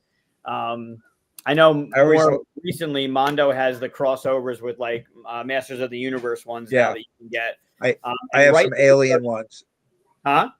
I have some alien ones. Yep, they did the alien ones. The same company, right? Mondo or Super 7 or something. Yeah. Yeah, and He-Man ones also. Yeah. I was collecting these religiously until they started coming out with the colored variants of all of them. And then it was now I'm out. Like now there's just too much. Like I'm going hard for the set. I'm trying to get all the ones that I was missing. And now you're throwing in red versions and green versions. Like I can't keep up with this. So my little brother again had these also, right? This was another big collection. I remember this box in particular with all the figures in it. But did you like at the start of the pandemic, did you buy the Wendy's DC figures that were like this? No, I didn't know about those. Yeah, so a friend of mine he works for a company that does stuff for Wendy's, and they had superhero ones, and there's maybe I want to say there's like 20 characters in the collection, but they had 4 colorways for them. And so usually I like muscles, but they were never my thing. Like this was like my way to keep my sanity during the pandemic was I would go to Wendy's and I was trying to find particular colors for the so I wanted a red Superman and a blue Batman and a purple Catwoman and whatever, right?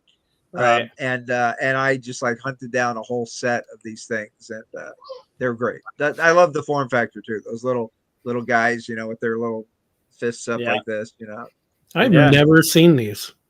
Oh God, these are great. I had no idea what this was when you handed me the pictures. I was like, I think it was like a Japanese gachapon figure originally, and then they just kind of like what they did with Transformers and Power Rangers, where they just kind of ported them over to the US and renamed them slightly. And you look at the designs and you're like, wow, these are really clearly Japanese, anime types of characters.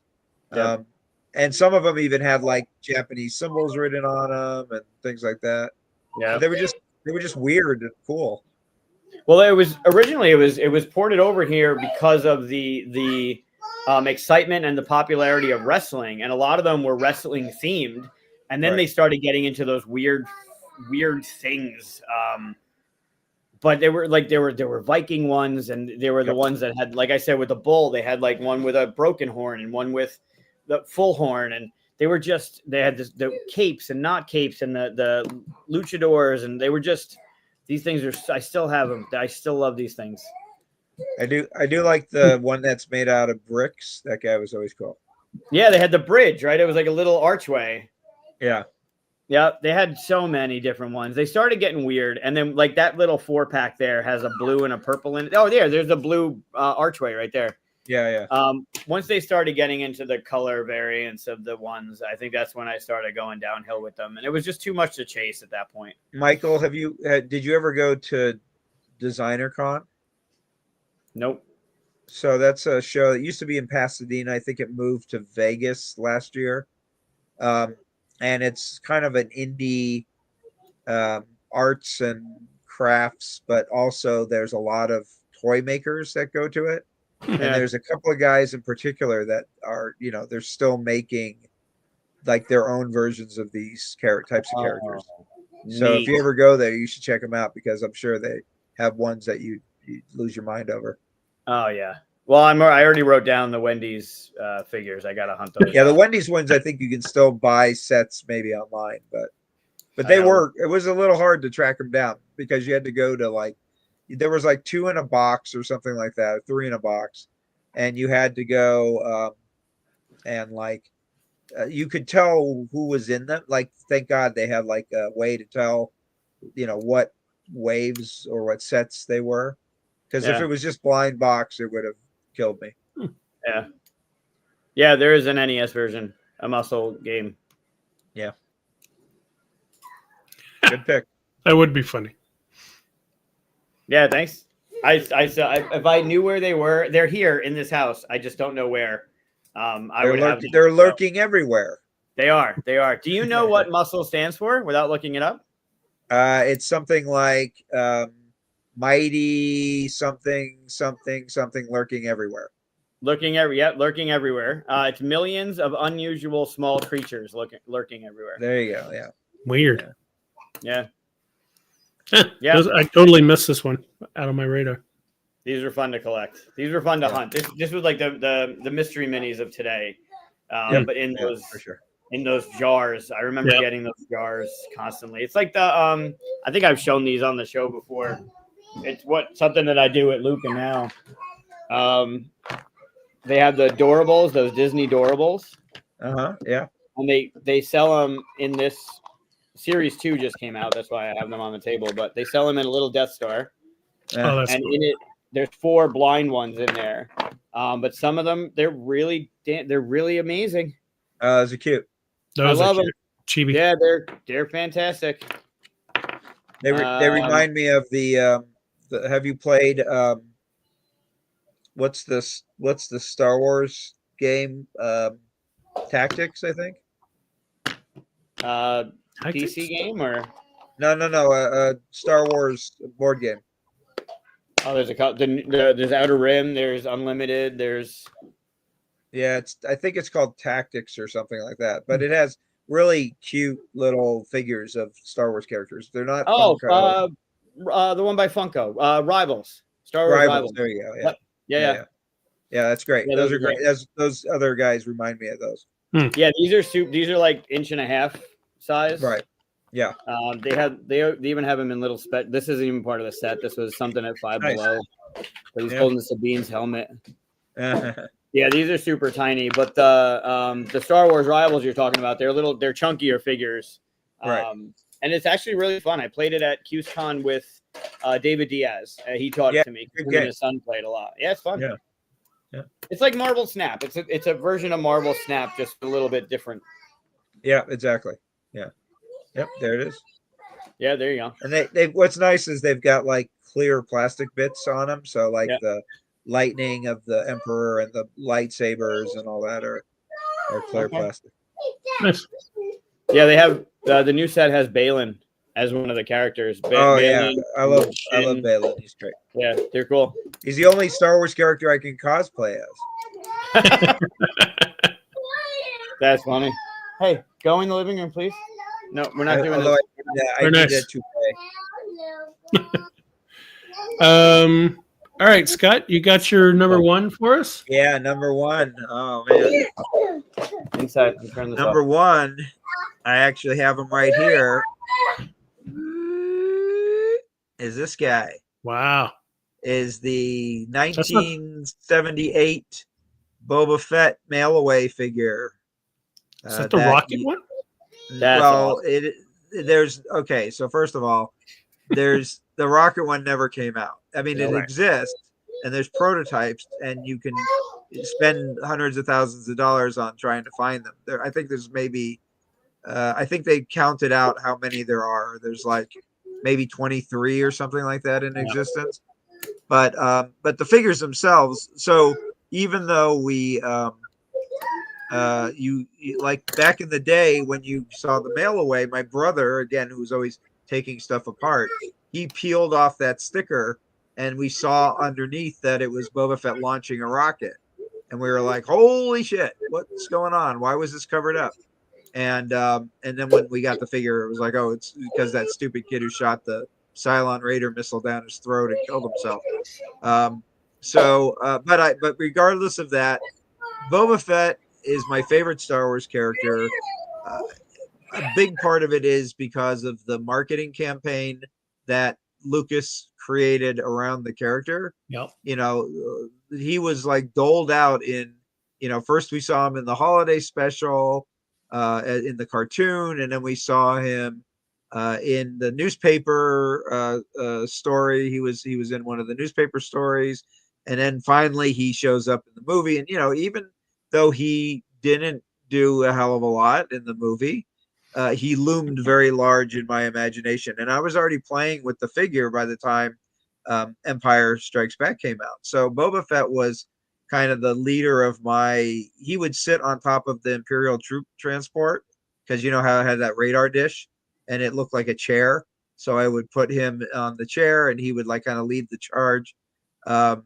And even though he's the figure is like off model and there's just something about the color scheme I love that, like nowadays Kenner and other toy companies are making figures in this color scheme, like the vintage collection and I have a Hot Toys figure of him, and they made the Gentle Giant ones and made big versions, and I adore the Kenner Boba Fett in particular. The one I would love to get is the life size one, but I have no room in my house and it's like $3,000 or something. But for me, everything I love about toys boils down to this figure, because he has things on him that you use your imagination. Like, what did that rocket launcher on his wrist do? And what are those things in his pouches? And, we know that he's got certain abilities and he's got the jetpack, and, it's just, he's such a fucking great character. And I love him. And to me, the little action figure is the epitome. I do own more than one of him, but he has kind of accompanied me on lots of adventures. Like when I was sick last year, he was kind of, my companion in the hospital. And yeah, I adore the character. The other slides that you have is I own a carded version of him as well, which is worth a fair amount of money. It's not the original carded one, but it's the Return of the Jedi one. But that's ultimately that's my goal, is to get, like, be able to afford and get a Star Wars carded Boba Fett. I have a line on a Return of the Jedi one I'm hoping to get, but the Empire and the Star Wars cards I haven't gotten yet. But these things are like minimum like $4,000 or $5,000. They go up to 12, 15, 16,000. They're not cheap. And I kick myself, of course, for not buying them when I was a kid, but I got my mail order one and I'm like, I'm good. I don't need cart. Why do I need to buy him again? I have my Boba Fett, so very nice. Can never have too many Boba Fetts. Speaking of Boba Fett, so yeah, my number one is, of course, all the toys behind me. Yeah, there you go. The Star Wars black. Yeah. Got the white version as well, just from that video. But yeah, that's the newer version of it. But there you go. We can have a Boba Fett dance party. There you go. Is that the light blue from the animated? Yeah, from the holiday special. Yeah, nice. Yeah, I've seen that one. That's cool. I also have I haven't opened them yet because he's really expensive. But I feel like if you say holiday special, you get banned. Some people, yeah. I haven't opened them yet because he's really expensive, but I do have the Kenner one on the card. Oh, nice. Oh, that's nice. Holo card. That's cool. Yeah. So my obvious number one is the entire wall I have behind here. Yeah, they're great. Now what's funny is I originally bought them but I was always dissatisfied with the Leia and the Vader. And I lost my patience with the line and I sold everything that I had.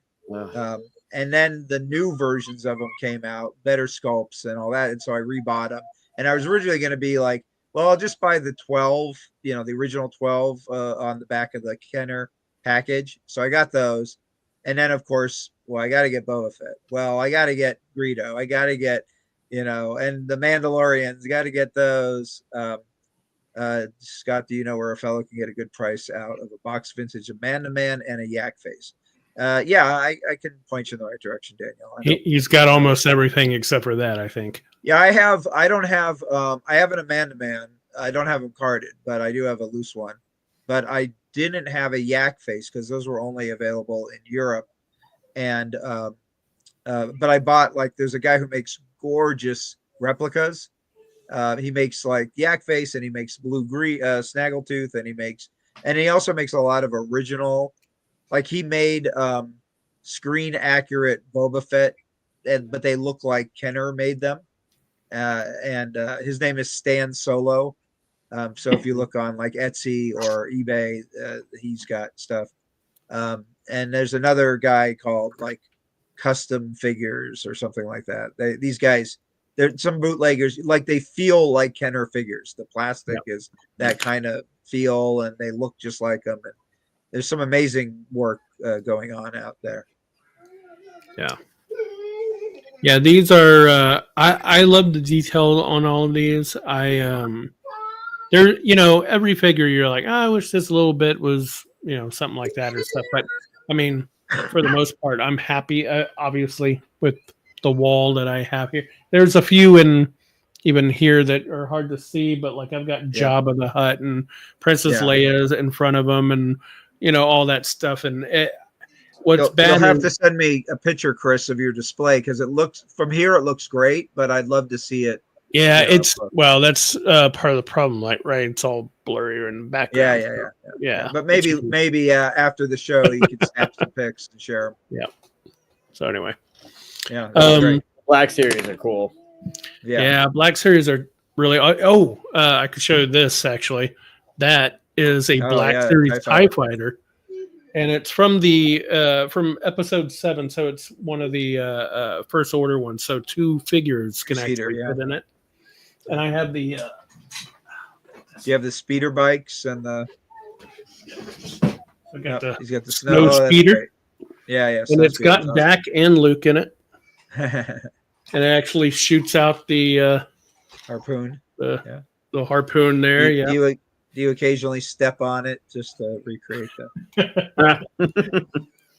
And we mentioned the speeder before. I had that ready there.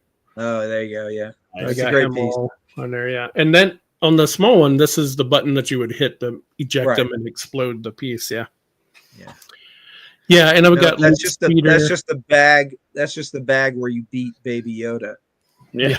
Right. Yeah. I got Luke Speeder. I think I have all of the vehicles. Nice. I even have the vehicle that Ray's on, which is actually a pretty cool vehicle. Oh, the flying popsicle. Yeah. Yeah.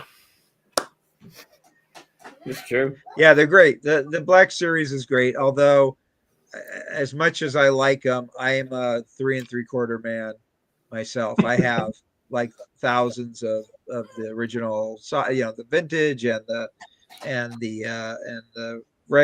what's called the vintage collection, and then a lot of bootlegs of the vintage ones. And I have like I said, I have an obscene amount of these things, but I love them all. They're great.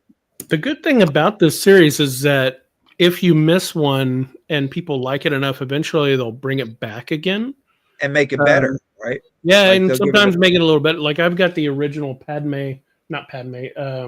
Ray, and then they came out with a better Ray, so I grabbed that one too. But what they haven't come back with yet, which has annoyed me so much, is that they came out real early on and I missed them, which was this package. The Wampa. And even better, this package. Oh, yeah. I almost pulled the trigger on that one. You can buy the Han Solo again. They came out with a Han Solo, but not the Tauntaun. And same thing I don't think they have. Yeah, you think that they'd want to reissue those, right? But I know. I want them back, but and you look them up and they're like over $100 or something. Yeah, I almost bought that Han because I loved him in the blue coat. And I think when they reissued him, he was in the brown coat. But I didn't because it's just shelf space for me. I don't have a lot of things to. Well, I built my shelf. I can't go too big, Yeah. So I built my shelves for him. Well, I have shelves that I built out in my hallway, but that has like a whole section of Boba Fett, and that has figures that of my comic book character Bedbug that people have made for me over the years. That's cool. And it has I have a few of the sideshow figures, the big 12-inchers. So, but yeah, you mentioned having a bunch of the vintage and then having the vintage collection. Did you skip over what Daniel just mentioned, the He-Man Luke, the 90s orange no, card? I bought them Yeah. all. You got them too? I bought all those bulky He-Man ones. I remember those. Monkey, Princess Leia, and all that. Yeah. But the long saber and the short saber variants. And I still have them carded, but all the loose ones I ended up. There was a fella that every year at Celebration, he would build dioramas, and you could chip in and help build the diorama during the show. And he was always looking for figures for the dioramas, and so I had all these. I also customized figures, so I would have a lot of figures. Kind of, I'd be like, oh, I just need a cape from this guy, or a weapon or whatever. So I'd have a lot of leftover figures and stuff, and so I shipped him probably thousands of dollars worth of figures, for his displays. Just cool. Because I was like, well, I don't need this Luke pilot anymore because there's a new one that came out and it's got a better helmet and it's got a better sculpt and thing like that. Short nice mix. So I have what I consider the best of the figures in that scale, but I don't have all of them anymore. Like, I'm not looking to own every one of them. I just want the best one that I can display when I bust out my little dioramas or whatever, so that way I'm looking at it and going, all right, this is a good looking Luke, or this is a good looking Leia, or this is a good looking Vader. Although I do also own all the frickin' Boba Fett, so there is that, right? Like, I have to hang on to those dumb ones. I have to stop getting Lukes. I have 9 Lukes. They're all different. It's out of control. Vader's, Luke's, Boba Fett's, Sand Troopers. For some reason, they keep remaking Sand Troopers. I got 2 of those. Yeah, 2 yeah, different ones. Yeah, yeah, is a lot. But I can't have enough Jawas for whatever. I want 1,000 Jawas. Now, do you have a vinyl? Well, you don't do the little scale, do you? So you don't have a vinyl Cape Jawa. No, that's the rarest one of all. I have a replica of it, but I don't have a real one. I had the original with the bell bottoms. Looks like he's wearing wrinkly bell bottoms. Yep. Yeah. So I just got, I think, what is the last thing I really need for my vintage collection that is truly vintage, and that is, there were a couple of noticeable variants of the characters, and so one of them is the big head Han Solo, right? Like, there was a Han Solo with a little tiny head and a big one. And I had the little head one, and so I bought the big head Han. But the other one that I didn't even know about until maybe a few years ago was a Luke with like a dark brown hair, and I think it looks better. And so I ended up picking one of those up. I have like a replica lightsaber coming, and so I'm like perfectly fine with him. He's not mint, but he will look good on the shelf. Very cool. All right, Mike. We can Star Wars forever, you know that. So take us out of it if you can. I'm going to pivot from the one that I have written down that I wanted to talk about to something else. I'm gonna leave you with Luca for a second while I go get it, because I actually have it. Oh, okay. Okay. Go me. That's fine. Hi, Luca. You see these toys? Did you see those neat toys? Those are pretty cool, huh? It's these. Look. Yeah, and these. Now he wants toys. Oh, look at that. Grogu. Yay. That's a good one, too. Is this the full-blown animated one? This is not the full-blown animated. This is the Sideshow, the smaller one, but from Sideshow. Oh, okay. I mean, anything Sideshow, right? Really rosy. Yeah, he's very cute.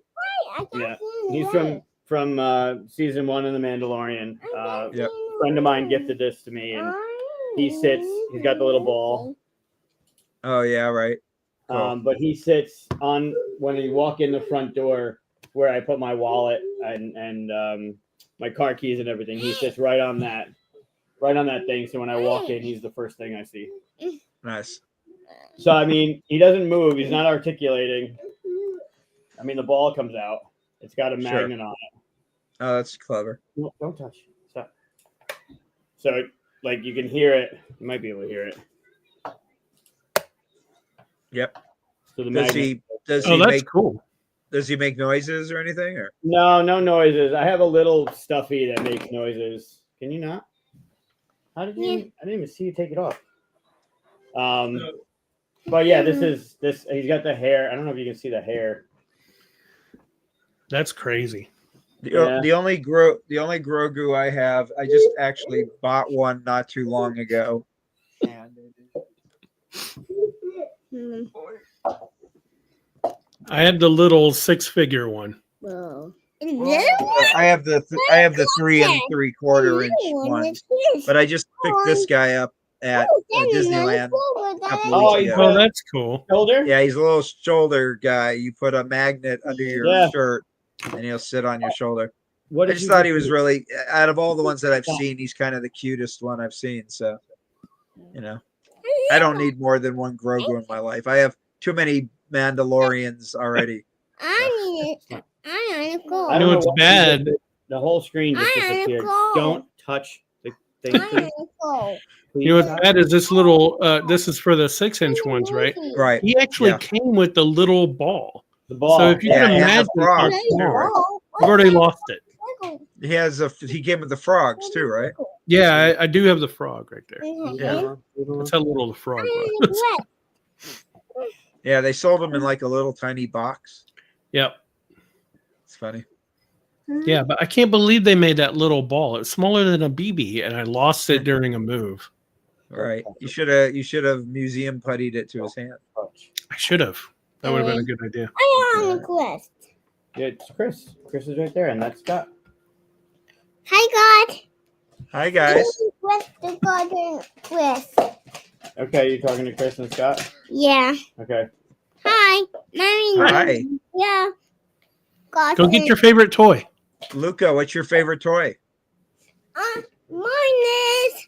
Go get it. Go show them. Yeah, go get it. Let's Do it. see. Let's I'm see. gonna put That's what we're talking about. your favorite toy. Yeah, breathes it in. It's in my line. Size matters. Size does matter when it comes to toys, definitely. That's true. Ah, look at that. That's Some a nice sort of, one. Wait, what is it? Hey, Lift it you. Look. It's a Hey, narwhal, you. Hey. Yeah, what kind of animal is that? or is it a bird? It's an animated show on Netflix called Shark. It's called Shark Dog. Shark dog. Is it a shark and a dog? It's Cool. dog. They're my Shark favorite toy. That's He's just a a land dog shark. that can swim. Hey. Look at them. Well, I was gonna show off Shark Dog. You weren't showing it on the camera. Show him. See Exactly. And now that's going to be stuck in everybody's head. We got a big round mouth. Somebody's making a lot of money off of that idea. They just said, let's put a shark and a dog together. They're 3 seasons in. I mean, Oh you my can God. say that a lot of other toys we showed off today, right? What's It's true. that? Yeah, a lot of people made some good money off that. Well, that was the big thing, right? Was Lucas He's home cut a too. deal for all the toys, and He's it home was too. the profit was so good that everyone else was like, we're never giving anyone else that deal because it was just Yeah. it really his his fortune is probably made off of the toys and the licensing. Well, I don't think anybody made anything off of toys before Star Wars, right? So Right, not for movies anyway. right. But there was a whole bunch of rabid little kids like us that wanted to have all that stuff, and they Yeah, made we were it. audience not touched by movies. Yeah. Yeah. Well, I mean, I was like 9, I think, when Star Wars came out. So I had already been exposed to things like the Ray Harryhausen, Sinbad movies, and Three Musketeers, and Disney films, things like that. But Star Wars was just like, unlike anything I had ever seen before, right? It just kind of blew my little mind. And I I remember immediately running home to draw, make my own little action figures. I made like paper dolls of the characters from memory. And That's cool. And so I was like, when the action figures came out, like, this is exactly what I wanted. You know, I wanted little guys because I think I had like the Mego Pocket Heroes back then, which was like their 3 3/4 I inch need figure. my water. And I'm like, when they were little, I'm like, oh, this is perfect. This is exactly the size I want. Chris, didn't you give me one with this? He just asked for his water, and I said, go get it. He goes, can you get it? I said, no. He goes, but I'm with Chris. Can you go get it? Ah, He's taking over your spot. I'm Chris, sorry. I'm Chris. Look at how big. Oh, yeah, big shark. Let's see how good parenting Mike's done. Who's this? Hey, Luca. Who that is? Hey, Luca, who's that? Who's that, Luca? Din. Who is that? Din. Din. It does look like Din. You're right, It looks like him. but it's not Din. It's close. It's close. You're failing. I mean, he's a Mandalorian. He's got there. Come on, he's 3 years I was old. gonna say he got Close. 2/3 It's of the way close. there. It's pretty good. Pretty good for a Yeah, 3-year-old. we can go over Yeah. it. We can here. Watch. What? Who is? Oh, I almost forgot to show this. Check this out. I got this for Christmas. Who's that? Talk about old toys, right? Oh my Oh, god, yeah, that's Slinky. huge. I know. That is huge. And You it hurt yourself actually still goes downstairs. with it. Alone or in pairs. All right, who's this? It is plastic, though, not metal. Oh, who's that? Show on camera. Over here. Show on camera. You want to see him? Trying to think of what other fun toys I have nearby. I do have this guy from Cuphead. Oh, that's cool. Neat. It's a little I like the Cuphead style. I've never played. Yeah, the I game. do too. Yeah, this guy in particular made me laugh, though. He's got 2 peg legs. And then I have this. It's not really a toy, but it is a statue. Oh wow! Oh, Oh, yeah. that's cool. Ravensburger gave to me for doing the Alien game when I was sick, which is very nice of them. Now Luca should not know what that is yet. Not yet. But did you hear him on this one? What did he say? Who is this? Who is that? Finnick. Her name is Yeah, Finnick. Fennec Shan. Fennec? Oh, nice. Who's this? Who's this? Who's that? Stop touching. Stop touching. We can't see who that is. I don't know. Who's that? Buff. Who? Buff. No. Oh, yeah. Oh. Who's this? Classic jazz hands alien. I do have one more to share, which is pretty cool. Oh, Ray, yeah. And that is this. Oh, Batmobile. It- Oh, Oh, that's classic. neat. It is a replica of. I went through so many of these as a child. It's a replica of the Corgi Batmobile. Oops. Is it metal? It looks metal. Yeah, it's metal. It's got little figures that you can take out. It's got a rocket launcher in the back. It's got a Wow. like a chain cutter that you press and it pops out.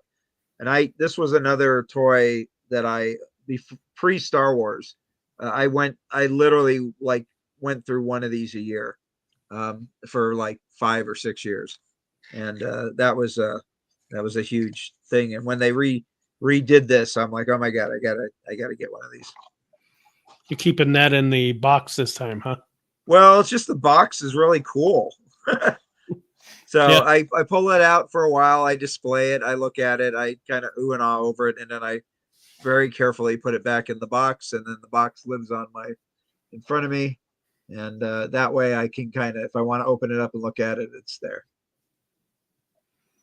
That's pretty cool. Yeah. Were you a Star Trek fan at all? No, not really.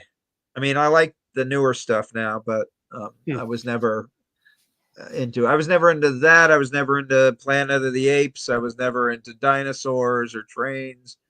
It really was like, for me, it was like pirates and Disney stuff. Hmm. And then when Star Wars came, it just like, that was it. That was my world. And then Dungeons and Dragons came, and that was my world. And then video games, and then that became my world, and then eventually my career, right? So What is POT? Planet of the Apes. Oh, Planet. Oh, okay. Yeah, the Mego figures were gorgeous. Yeah. They were really well done and very cool. And I had Mego. I love Mego the Mego Batman, and that was one of my first. That was my first Batman action figure, and I still have, replicas as well as the originals of those by Luca. It's toys have been a constant companion, obsession, collection. Have to do that again. It does fill up your house if you're not careful, and Yep. so you gotta curate. I'm getting at the age where I'm getting very. Hopefully, I'm getting very particular about what I'm buying.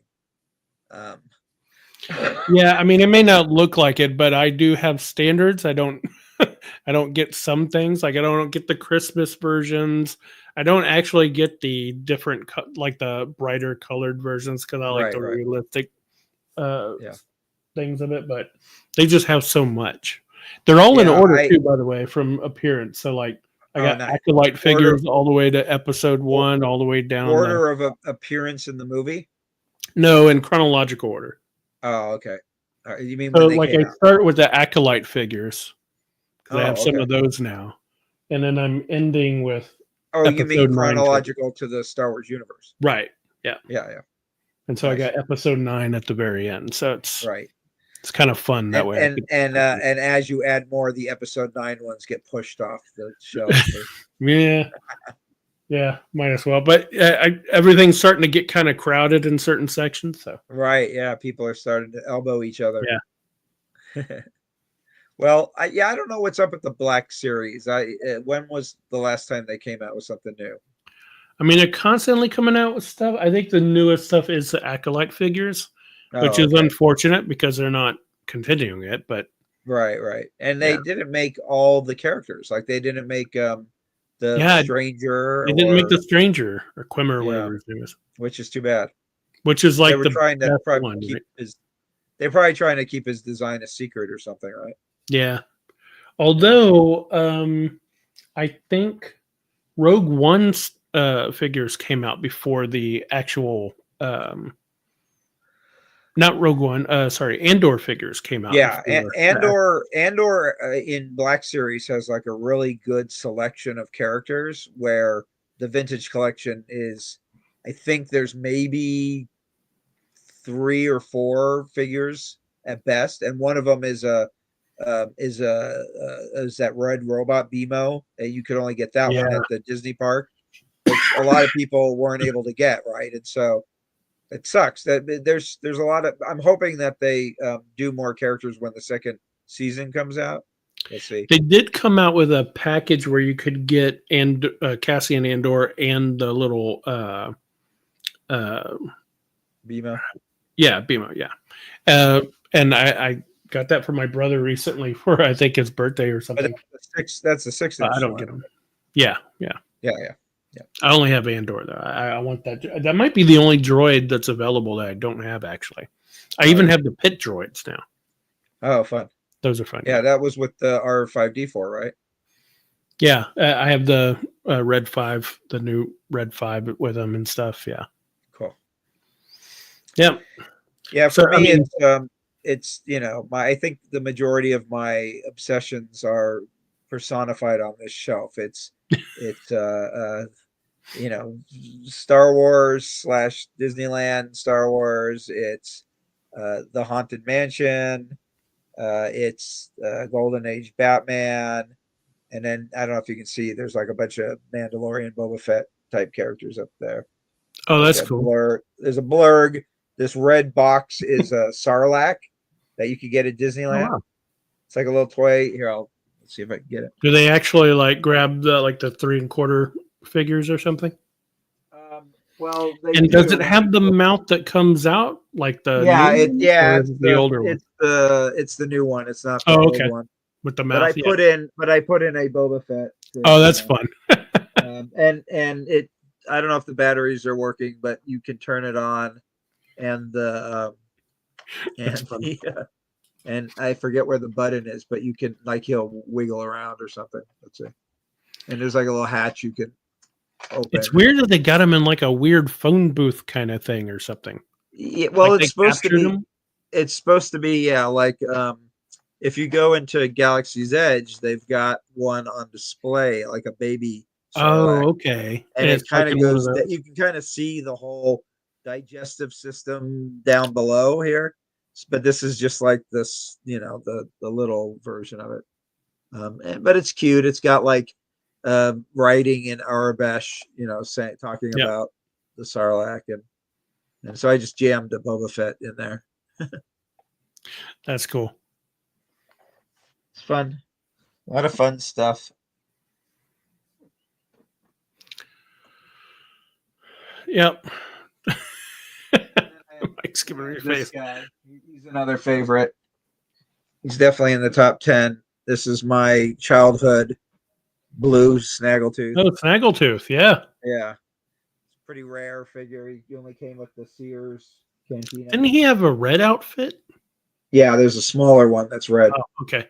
Yeah, that's the standard version. But the blue one was in the Sears set that you could buy through the catalog. Very cool. I told you that we'd go a little over 2 hours, and we did. It's 2 hours and 35 minutes. Nice. I mean, I feel like we could be doing this for even longer. Talk about toys and stuff you love. You could go on forever, right? For sure. But we should start calling it. Okay. What we're gonna say, bye. Do you want to say Well, bye? good. I don't know if anybody's still out there, but thanks for hanging out with us. Yeah. Yeah, really. I mean, I would definitely start talking about toys. I'm one of those people that don't throw things out, so I keep a lot of my stuff. So I still have a lot of the stuff that I grew up with. I wish I had more room to display it, but board games kind of took over recently. But having these guys and now going through the toy aisle and getting toys and playing with them and showing them some stuff, and I actually unboxed some things that I kept from when I started collecting and realizing what collecting was, not when I was a kid, but later on. I've given them stuff and watched them open it, and the joy that they have from those things is really fun. And it pains me a little bit to see it get opened because it's been sealed for so long, but to see them have fun with it, it's really cool. The importance of play and the importance of creativity with these toys, it made me who I am, and I hope it keeps doing it for these guys too. Yeah, that's really cool. It's great. Yeah, it's important to play with your toys. It fires your imagination, and I honestly think that that kind of play led me to the career that I have today. I know for sure it did. I highly recommend if you're training the next generation of little creative people, you can playing with some of this stuff. Well, Scott, we need to have you back on and actually talk board games since we can do that. We could even go through favorite toys 6 through 10. Yeah, we could even do that. Yeah. Well, thanks for coming on. It was fun. I knew it would be, and we'll catch everybody next week. Same bat time, same bat channel. 200th episode with the rundown, folks. Yeah. And an actual announcement that we're going to make. Right. The big 3. Was it 300 or 200? 200.